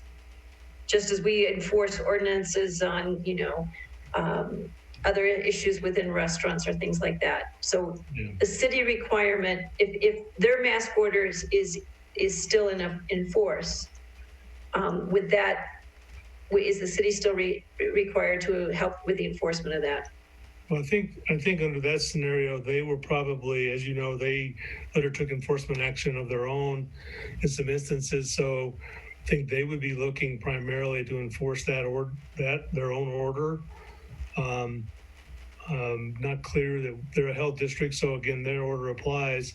We would assist in that, but we have not been asked to help enforce that at all. So if a downtown business or, like a grocery store, which I went into the other day and had a big sign about masks required by the city of Durango. If a business, could not verify that people were vaccinated, which is hard to do. It isn't hard to do. Yes. How would that business operate? And if they wanted to have people be masked, what would be their options with either, and this might be answered also by the city manager, is in the past, call for police and issue tickets around trespassing? Well, our ordinance does provide for the possibility of tickets for trespassing.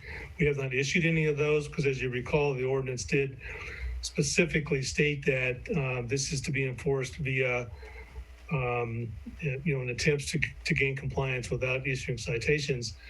So I need to confirm this with the chief, but to my knowledge, we've not issued any citations of any kind under this ordinance at all during the period when it's been enforced, almost 6 months now.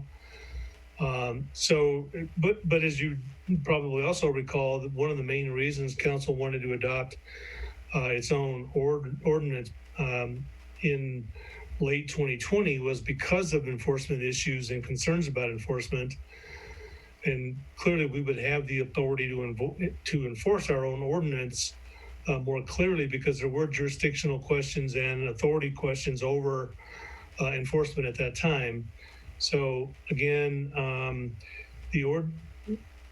not aware that any citations have been issued lately under any of the mask orders, either the state order, Salmon Basin Health's order, or ours. If I may, Councilor Noseworthy, if you're finished. I was in a meeting this morning, the Economic Alliance, and I polled everybody that was there about the mask order.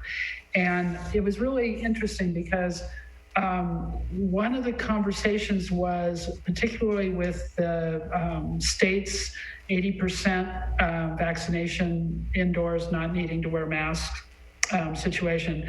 How do you enforce something like that? First of all, we don't have vaccination passports. And second of all, it's an invasion of privacy to ask someone, have you been vaccinated?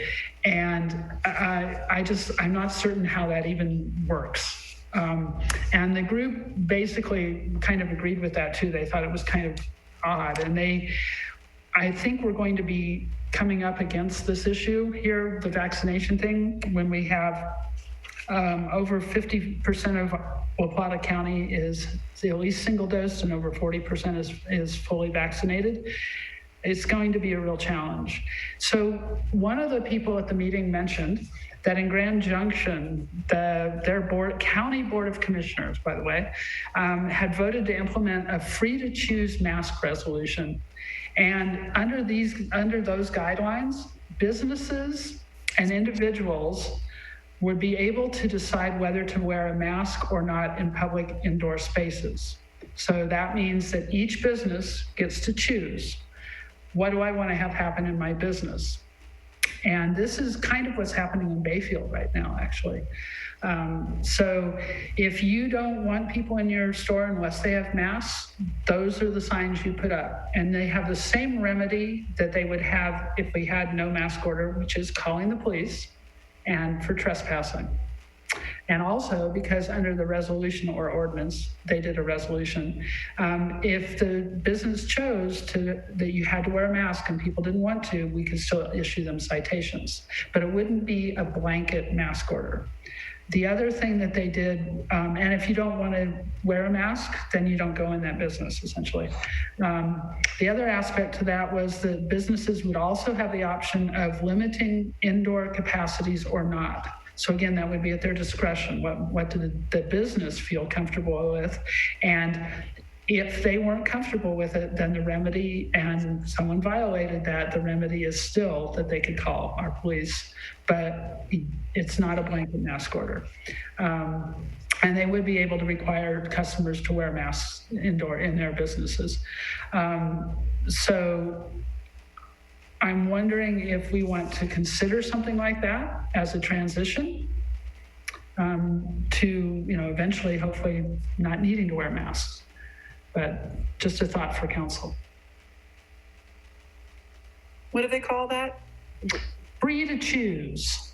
Free to choose. I'm interested in that. So am I. Seems like a nice, given where we are today, we still have the mandates at the state level dictating quite a few things. So with that, in combination, I think that might be a good answer. Would we, I just wanted to make certain I'm looking at the city manager. I'm recognizing that we need some time to come back with the enforcement if those that chose to have the mask, to make certain that they knew that they had some backup, if you will. So I'm just looking for how that would work. And what was the other city you said that was doing this, Mayor? Oh, well, Bayfield's doesn't have a free to choose, but operationally, effectively, this is what is happening in Bayfield. Okay. So I think on that point, I'm not sure, and this is where Chief, I see that he's there, if he would come on and join in and with Dirk to help me out on this. But if a facility chose to require masks, or a store, and somebody didn't, I think that they could automatically contact PD and still be a trespassing because they weren't relying on, because I guess the business has its right to choose its rules to come in. So I don't know if we actually need a resolution for the enforcement side. It would already be there if you're asked to leave a business and you refuse to leave. Am I right, Chief? That would be my understanding of the law, yes, Jose. I think you're absolutely correct. So I guess then the question goes back to Dirk, if council's interested in this concept, and Mayor Pro Tem Noseworthy's question, how do we let businesses and the people know, and what do we have to do to actually make it effective, or do we just not have to do anything? I don't know. I think if you want to formalize something, and I haven't seen one Grand Junction's put in place, we could indeed put together something that is a little more informal, perhaps, than this emergency ordinance that would set forth a program. Again, this is a county, it sounds like this county commissioners adopted this rather than the city. So I would need to take a look at what they adopted. It would take some time to review that and put something together. But again, the reason that we put this on the agenda, because we brought it up at the study session in terms of just, giving you the opportunity to extend the current ordinance if you wanted to. Again, this will lapse on the 14th, which is next Friday. On its own, we wouldn't be able to bring anything back until I'm gonna have to look at my calendar here when the next meeting will be. Well, if I understand you correctly, though, Dirk, we could extend it for 2 weeks or something, and then extend it, and you could always repeal it at any time as well. Just because you adopt it for another 60 days doesn't mean you couldn't repeal it sometime in the middle as well. I think, given the conversations that I've heard both in this group and others, if we do decide to extend it, it should be for a minimal amount of time. I think 60 days will cause a backlash, and that would give you time to get together whatever we need to do this other thing if council that wants to go this direction. Dirk, go ahead. I just wanted to ask you to clarify, Ms. Baxter, do you want to not do it for the standard time and have the opportunity to reduce the period or call it back? Or do you want to have it fixed in a shorter period of time? Because to me, it seems the easiest way, if we have to approve the ordinance, that we just approve it as it is, and then we can, at the meantime, discuss this, which we probably should have mentioned during the prior study session. Well, today I found out about this, which is why I didn't mention it before.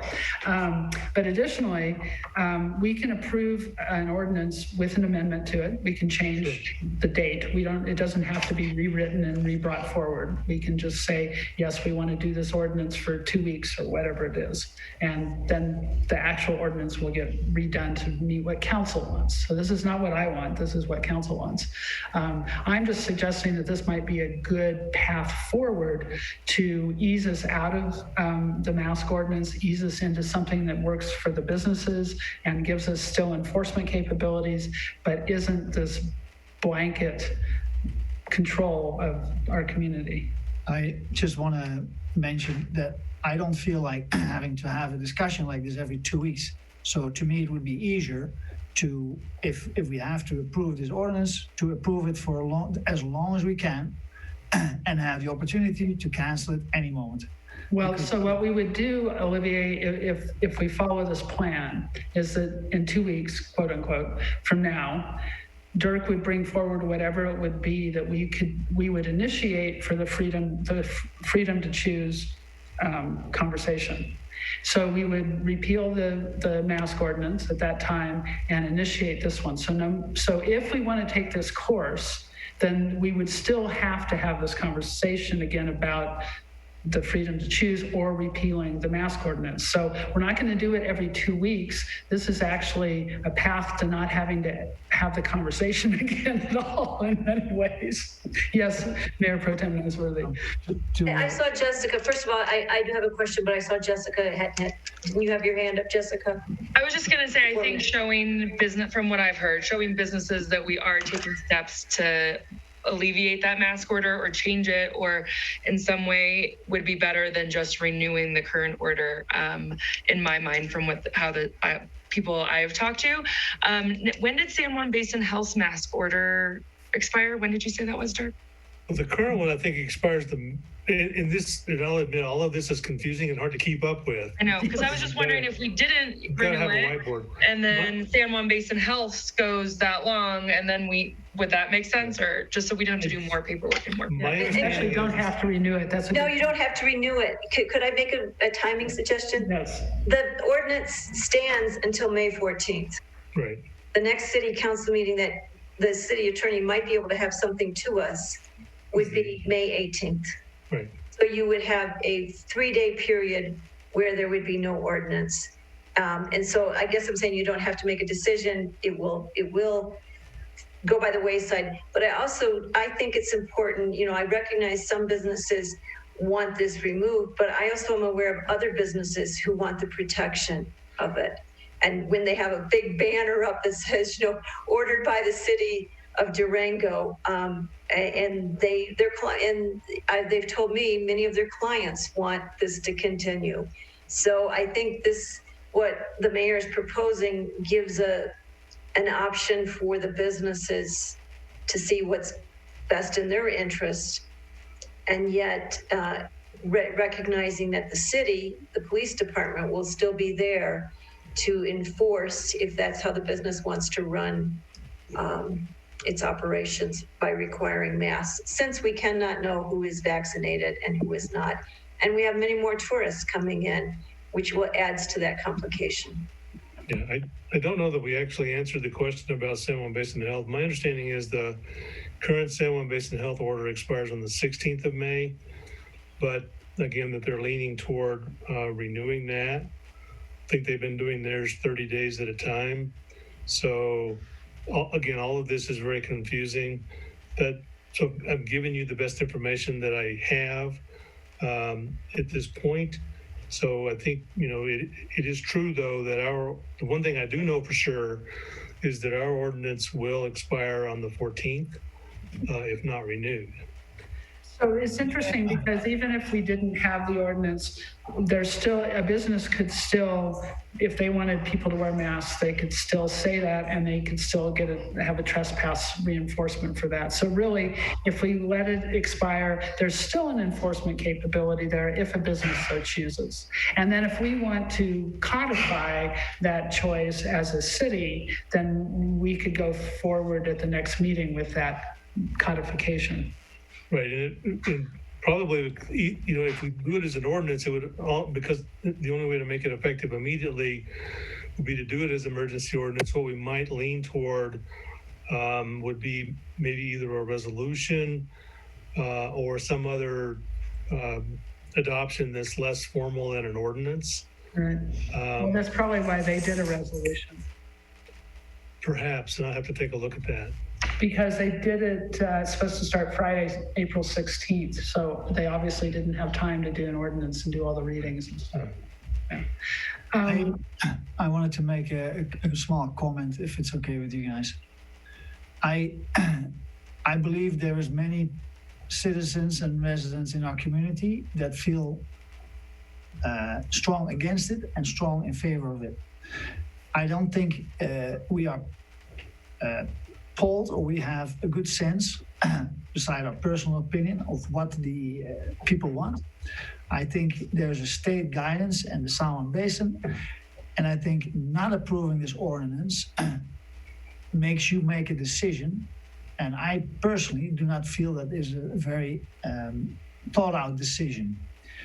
In addition, if you want to approve this ordinance with a time limit of 14 days because you think, or people think, or there is a possibility that in 2 weeks we have another document or another approach where nothing is required or something else is required, I think there's no reason to make that decision by limiting this document in time, because if it takes Dirk 1 more week to make that document, we are in the same boat with a non-existent ordinance. So to me, it makes most sense to just pass it until we have either polled and have decided or come up with a better study session, or however we want to do this, the other approach, or we use what Dirk might write up, a different approach to the whole ordinance. Thank you. So, obviously, because I brought this up, I'm kind of suggesting that we let our ordinance expire and that if we want to do something different, we move on with that at another time. But so it's, yes, Mayor Pro Tem Noseworthy. Olivier, to your point, I think it's important to recognize that, and Dirk will have the reading of the ordinance, there are items in the ordinance that are no longer enforced throughout this, in other parts of the state. I think part of it is wearing of masks outdoors in spaces, public spaces like some parks where people are congregating. Dirk would have to answer that, but it is more restrictive than many of the restrictions that were in this original ordinance have been removed throughout the state. Only the mask order in indoor spaces is really, if I understand it, the remaining issue. Right. So the ordinance is more restrictive. Our ordinance is more restrictive now particularly because we don't include any exceptions for vaccinated people. I think back to the mayor's point earlier, I think a congregation of people who are 80% vaccinated, that doesn't fit a situation where you have people in and out of a restaurant or a store. It really primarily fits situations that effectively become private meetings, I think. So, but it is true that as drafted, this ordinance would be more restrictive than the state or San Juan Basin Health's restrictions on masks at this point. Okay, maybe we should reassess the ordinance, but in the meantime, make sure we have an ordinance. And then until that point is covered, we replace it with whatever it is that you suggest and that we agree upon. I know personally that there's a lot of concern still with people, even if they are vaccinated. And I know at the schools, and Jessica probably has the same experience, kids, there's plenty of quarantined kids going around. And I like the statistics and how this is all going. But I also know that a lot of people are still concerned. And I think maybe this meeting at this short notice is not the right moment to have that bigger discussion of what we should do. But I'm definitely open to suggestions and making the changes and looking at those, as there are very good points that you make. So I'm going to make a point of order here so that we're not here all night. We essentially have two choices right now. We can either choose to let this ordinance expire on the 14th, I believe you said, Dirk. Mm-hmm. And doing so, we would not be making any motions about it. We could also choose to extend it by making a motion and doing so. So those are essentially the two options we have, and I leave that all up to council. And the question I have for Dirk is, Dirk, do you believe you could come back to council with a resolution by the 18th that addresses the right to choose for businesses, so that we're making it clear we're still supporting those businesses that choose to have a mask order within their premises? By assuming that can get, we would use Grand Junctions as a beginning place. It sounds like that'd be a good start.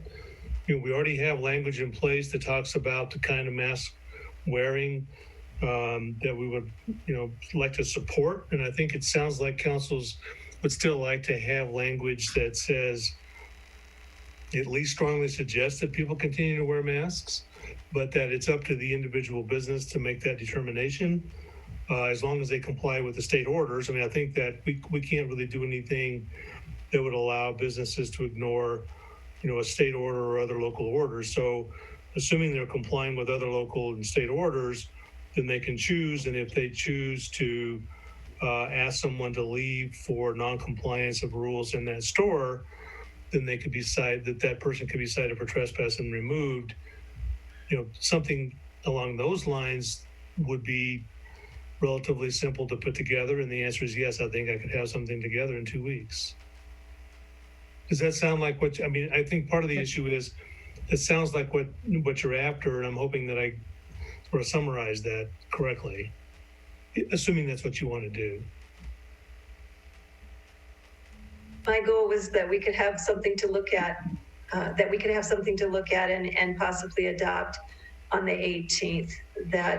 And you summarized it according to my initial thought of what the mayor described based on the meetings this morning. Right, and keeping in mind that to have it available for the meeting on the 18th, we'd really need it ready, practically a week in advance, so probably more like Wednesday the 12th. So I believe that that's a doable schedule. There's a lot of other things on the plate, but I think we could find time to put something together like that. Thank you. That's great. All right. So maybe I can add one thing. It's just a question between the council and the mayor and the mayor pro tem. Is it worthwhile for you to have this expire for 3 days just to make that transition? Or is it, since we have it on the agenda, is it possible to just say, let's pass this one and we have it on the 18th?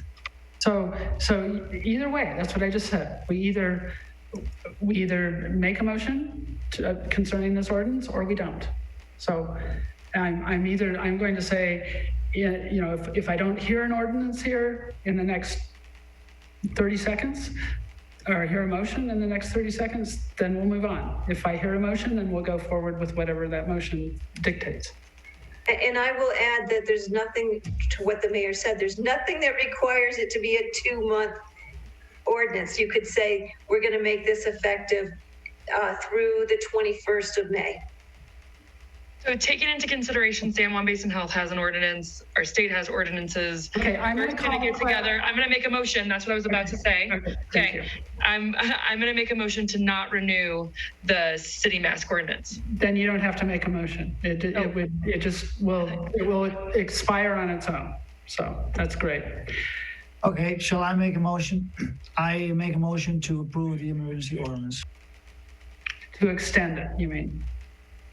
I make a motion to extend the emergency ordinance. For how long? What is the time frame for this ordinance as it's written, Dirk? 60 days as written. That's the maximum of. I make an ordinance for this emergency ordinance to be extended to 30 to 60 days or until Dirk comes with another ordinance that we can approve. So we have a motion on the floor. I'm sorry, point of order. We have a motion on the floor. You have two motions on the floor is what I'm trying to say. No. Okay, well, okay. I thought we did. I thought I heard Jessica. Okay, I'm sorry, you're right, okay. Let me restate then. So Jessica made a motion that we do not renew the ordinance, mask wearing ordinance. Now, that's the motion on the floor. Do we have a second? Is that a motion? No, you just said, what you said. Kim, you just said we don't need to vote on that. It just goes away automatically. That's true, but Melissa's right. 14th. But Melissa is correct.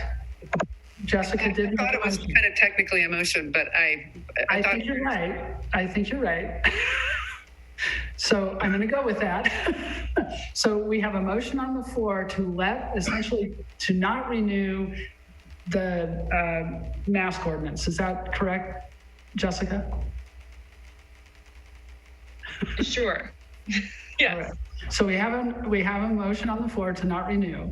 Do we have a second?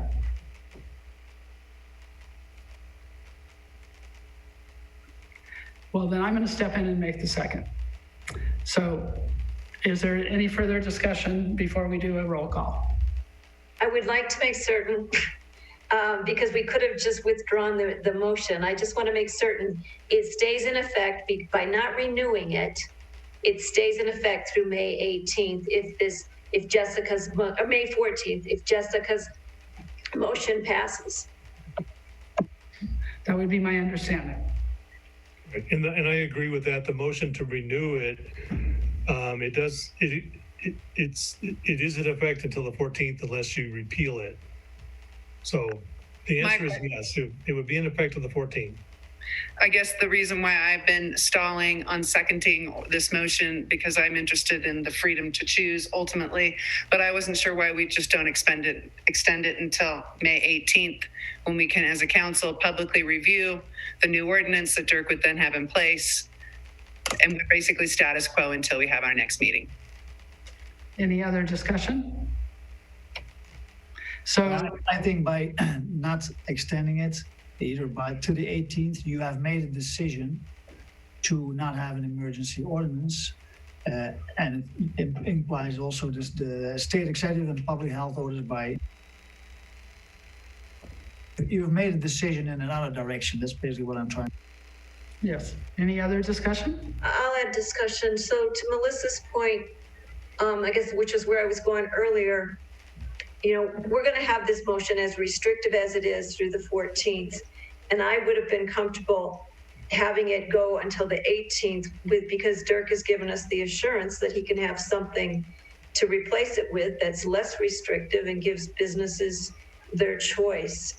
So to Melissa's point, I don't see the harm in adding 3 days to So if you let us do a roll call right now and this doesn't pass, then you can make another motion, right?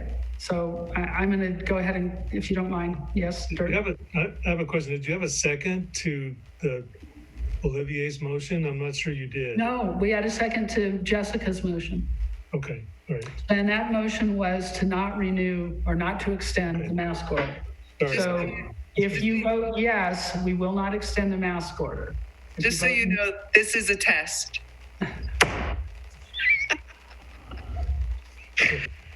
Okay, so may we have a roll call?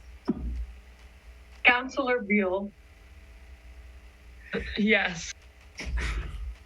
Councilor Bosman. No. Councilor Youssef. No. Mayor Pro Tem Noseworthy, No. Mayor Baxter. Yes. Now, do I hear another motion? Yes, I will make a motion. I make a motion to extend the existing mask order for a period of 4 days to May 18th, at which point the city attorney will present a revised resolution that allows for businesses, more flexibility for businesses to determine what's in their best interest. Enough.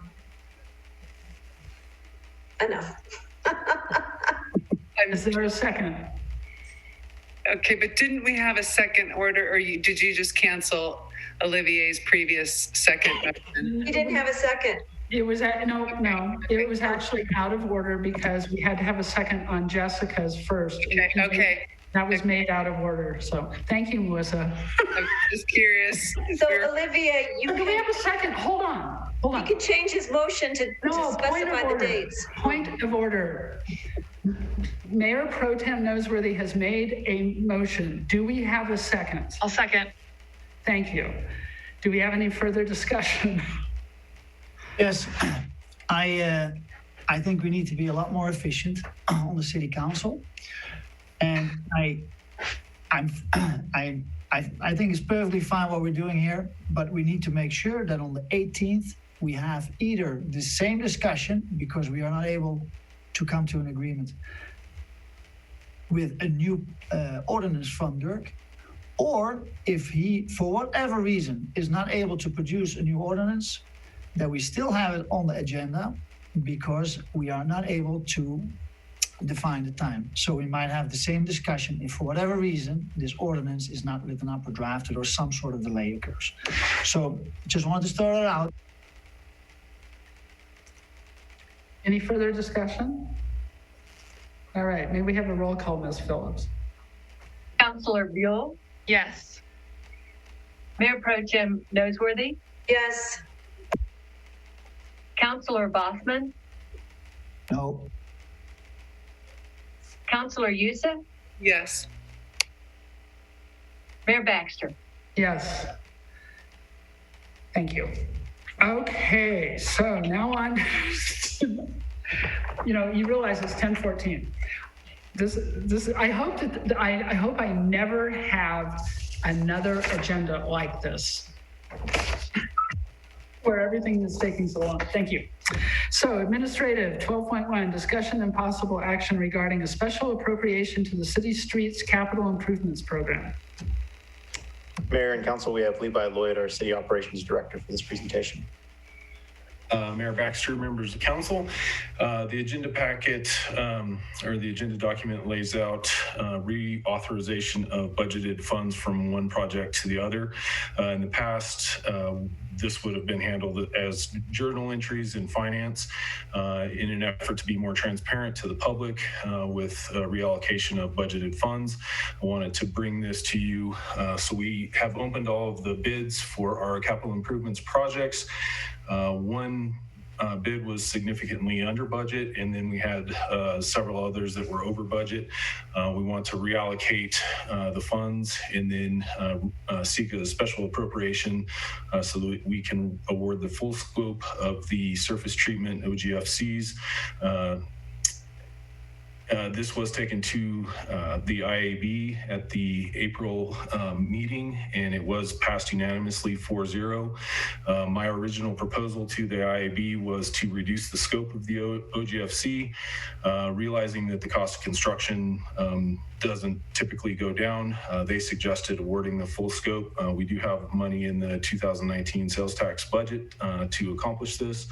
And again, it was passed 4-0 by the Infrastructure Advisory Board to move forward with this.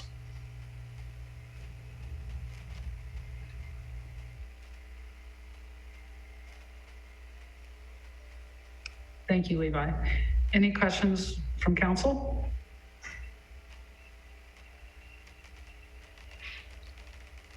Melissa, you're on. I'm unmuted. I was going to make a motion if there's no questions from council. Just a small question, if I may.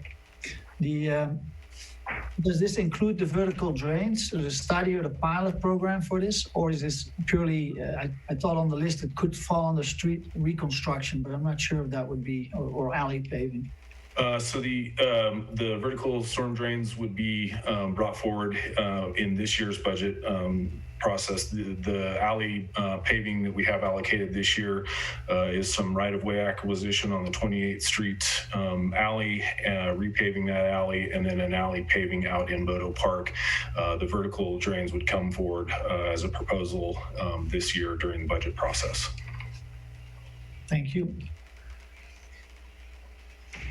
Any further discussion? I'll entertain a motion then.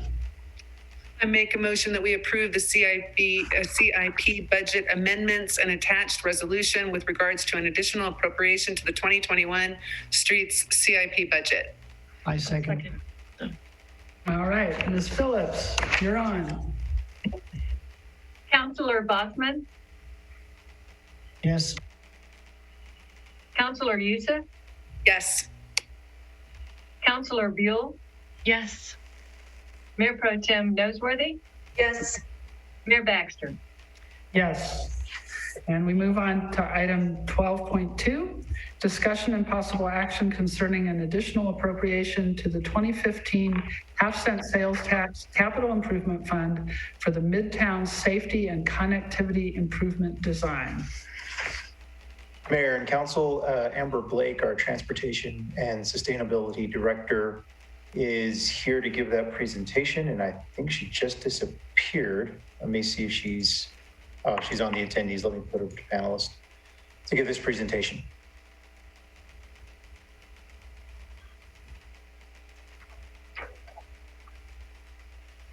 Good evening, Mayor Baxter and members of the City Council. This evening, we have a request for a special appropriation to complete the Midtown Safety and Connectivity Improvement and Design. I have a brief presentation for you. It's 5 slides to demonstrate what the project is, to provide some slight background for our new council members. Are you seeing my screen?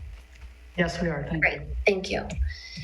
So this project targets the city's strategic plan with the effective infrastructure network and environmental and social sustainability, really focusing on improving connectivity for all modes of transportation. This project was originally budgeted in the 2020 budget as a traffic study and design of 14th, 15th, 16th, and US 550 to 3rd Avenue. The project in the 2020 budget was a $300,000 project with a 2-year request. In the 2020 budget, $150,000 was appropriated.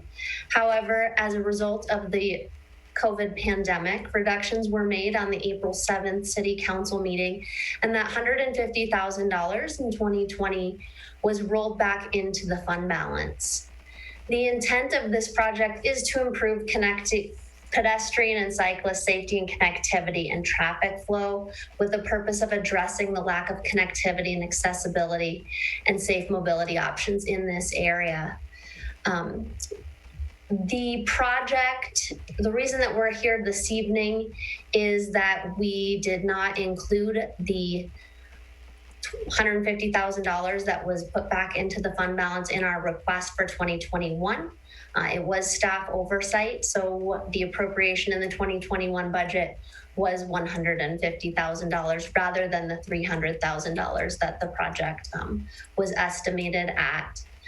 We would like to maintain the current scope of the project rather than doing a scope reduction, which would significantly change the impact of the project and what we could do. Staff did look at reducing the scope and brought that to the Multimodal Advisory Board. However, the intent of the project would not be met by reducing the scope.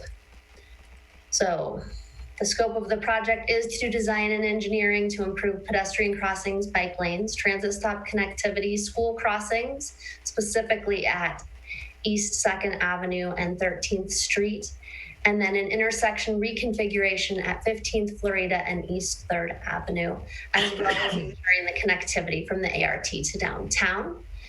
Part of the project is a traffic study, and the city has worked with CDOT, and CDOT will be bearing the vast majority of the cost of that traffic study, which allows us to keep this project at the $300,000 budget. And on this map here, the traffic study really focuses on the entire project area, including the traffic feeding in on Main Avenue, and will also look in coordination with the ACP, or Access Control Plan, that will be implemented throughout this section of the Camino del Rio corridor. So that is the end of my presentation, just as an overview of what the project is, and I am prepared for questions if the council has any. Thank you, Amber. Any questions from councilors? Olivier? Olivier? Amber, I'm really excited about this project. I think this is one of those that is a no-brainer to me. Very good to see this move forward. Thank you. I was just going to say, if you want to stop sharing your screen, then we can see each other. So, yeah, thank you. Excellent. Mayor Pro Tem Noseworthy, yes. Yes, Amber, could you just clarify for us? So the 300,000 will be reinstated for the whole project, and that's my question, and will it take place over 1 year, or is it still a 2-year design project? That's a great question. Thank you for that. The project will appropriate, or this request is appropriating the additional $150,000 for a total project cost of $300,000. Should council move forward this evening with the additional appropriation, we can move forward with contracting the engineering firm, and we'll kick off work on the project within the next 4 weeks. And the project will take the end of 2021 and a portion of 2022. So we will not be completing this project by December. It will be completed in 2022. Thank you so much. Any other questions from council? I just want to say that I live at this intersection, essentially. So I've seen this as a major thing that needed to be changed, and I've really been excited about council's advocacy and Mayor Pro Tem Noseworthy's advocacy for it on the multimodal board. And I'm going to bring up something again that I brought up earlier this evening, 25 mile an hour, okay, all the way through Camino from this intersection up. It would be very helpful. Do we have a motion? I have a motion to approve the attached resolution authorizing an additional appropriation to the Capital Projects Fund and to the 2015 half-cent sales tax fund for the Midtown Safety and Connectivity Improvement Design. Second. Ms. Phillips, roll call, please. Mayor Pro Tem Noseworthy? Yes. Councilor Bossman? Yes. Councilor Buell? Yes. Councilor Youssef? Yes. Mayor Baxter? Yes. Thank you. And onward to 12.3, discussion and possible action regarding a proposal for diversity, equity, and inclusion facilitation for the City Council. Any discussion, or is there a staff? There is a staff report. I'll introduce Aaron Hyder, our Managing Director of Internal and Cultural Services. This was an item that was requested by the council to be placed on the agenda. We do understand that there is some complexities, especially with timing right now with the council just coming on board. So Aaron has reached out to the facilitator that was recommended to us by the CRC and has just some additional information to provide, and really probably just looking for guidance right now on a plan to move forward that would work better for the council and their timing. Aaron?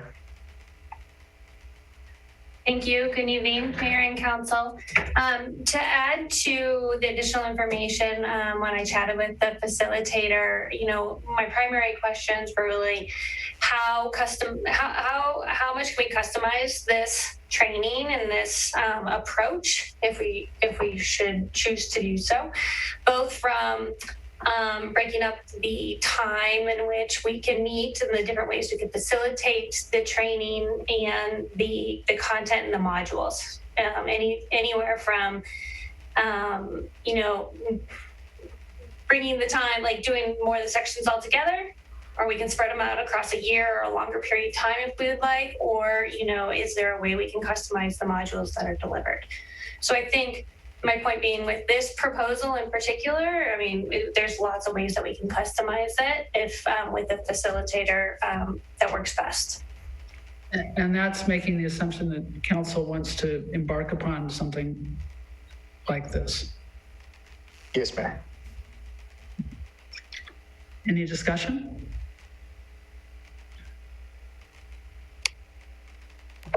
Well, since I'm the liaison, and I bring it up. I don't throw out my opinion on matters, but I do bring it up. So I brought this up at the request of the CRC. And then when I saw the extent of the training that was being proposed, I did have a conversation with the chair of the CRC talking about the demands on council. And I also had written a note to the city manager with council copied that said, can we have this conversation about something more modified? I know that we have the GARE facilities, and I've looked at them. And so I will say from a CRC point of view, the benefit of all of council going through something together in a modified form, because this is probably, in my mind, extensive request of council, but something in a modified form where all of council would participate. We'd all have the same information and we would have the discussion among ourselves, and it could help us as staff brings suggestions to us, we would have a common language and understanding. So my own view is I would welcome something at a reduced time frame. I'll say this. I went to a 4-hour workshop on LGBTQ, and it was information in the community. It was quite informative and helpful, and gave me a good foundation in understanding issues there. So I myself would be willing to look at something much more reduced that all of the council might choose to engage in at an appropriate time, recognizing we're putting a lot of demands right now on counselors, particularly with the boards and commission interviews. But I'd look at something more modified as a joint action that we all do together. Any other discussion about this agenda item? I would just request that maybe it is put off a few months until I don't know about Councillor Bosman's, but I'm, trying to get caught up on the budget and the strategic plan and all the master plans and everything else. And then add on to that, the long meetings we've been having, and then the interviews we have in the next few weeks. And it's overwhelming, to be honest. So to add something. Just a question, Jessica, what long meetings? I don't know, this one? Is there any further discussion on this topic? Yeah. And I would just clarify that my view was, I recognize we've just had incoming council have just had 2 days in April on onboarding. Now we have the boards and commissions in May, and in June we may have a retreat. So I was looking at something earliest end of August or September. Well, I think what we're hearing is that if anything, if we're going to have a further discussion about this, that it be in the future. Is that what I'm hearing by head nods? Yeah, okay. Is that enough direction? All right, cool. And reduced scope. And reduced scope. Okay. So now we have 12.4, a city update. I do not have a city update this evening. Woohoo. So, council reports and actions, number 13. And then we have a 13.1 boards and commissions council liaison reports, but I have spoken with Jose briefly about redoing this such that the actual boards and commissions that occur are shown there so that we all know there were 4 of them, and maybe there will be a report or not, so we're reminded of them in the future. And we're so late tonight that I think we could put that off to our next meeting, if that's okay with everybody. And I just want to say, I wish I'd had this about 20 minutes ago. So we're adjourned, unless there's something else. Melissa, go ahead. I was just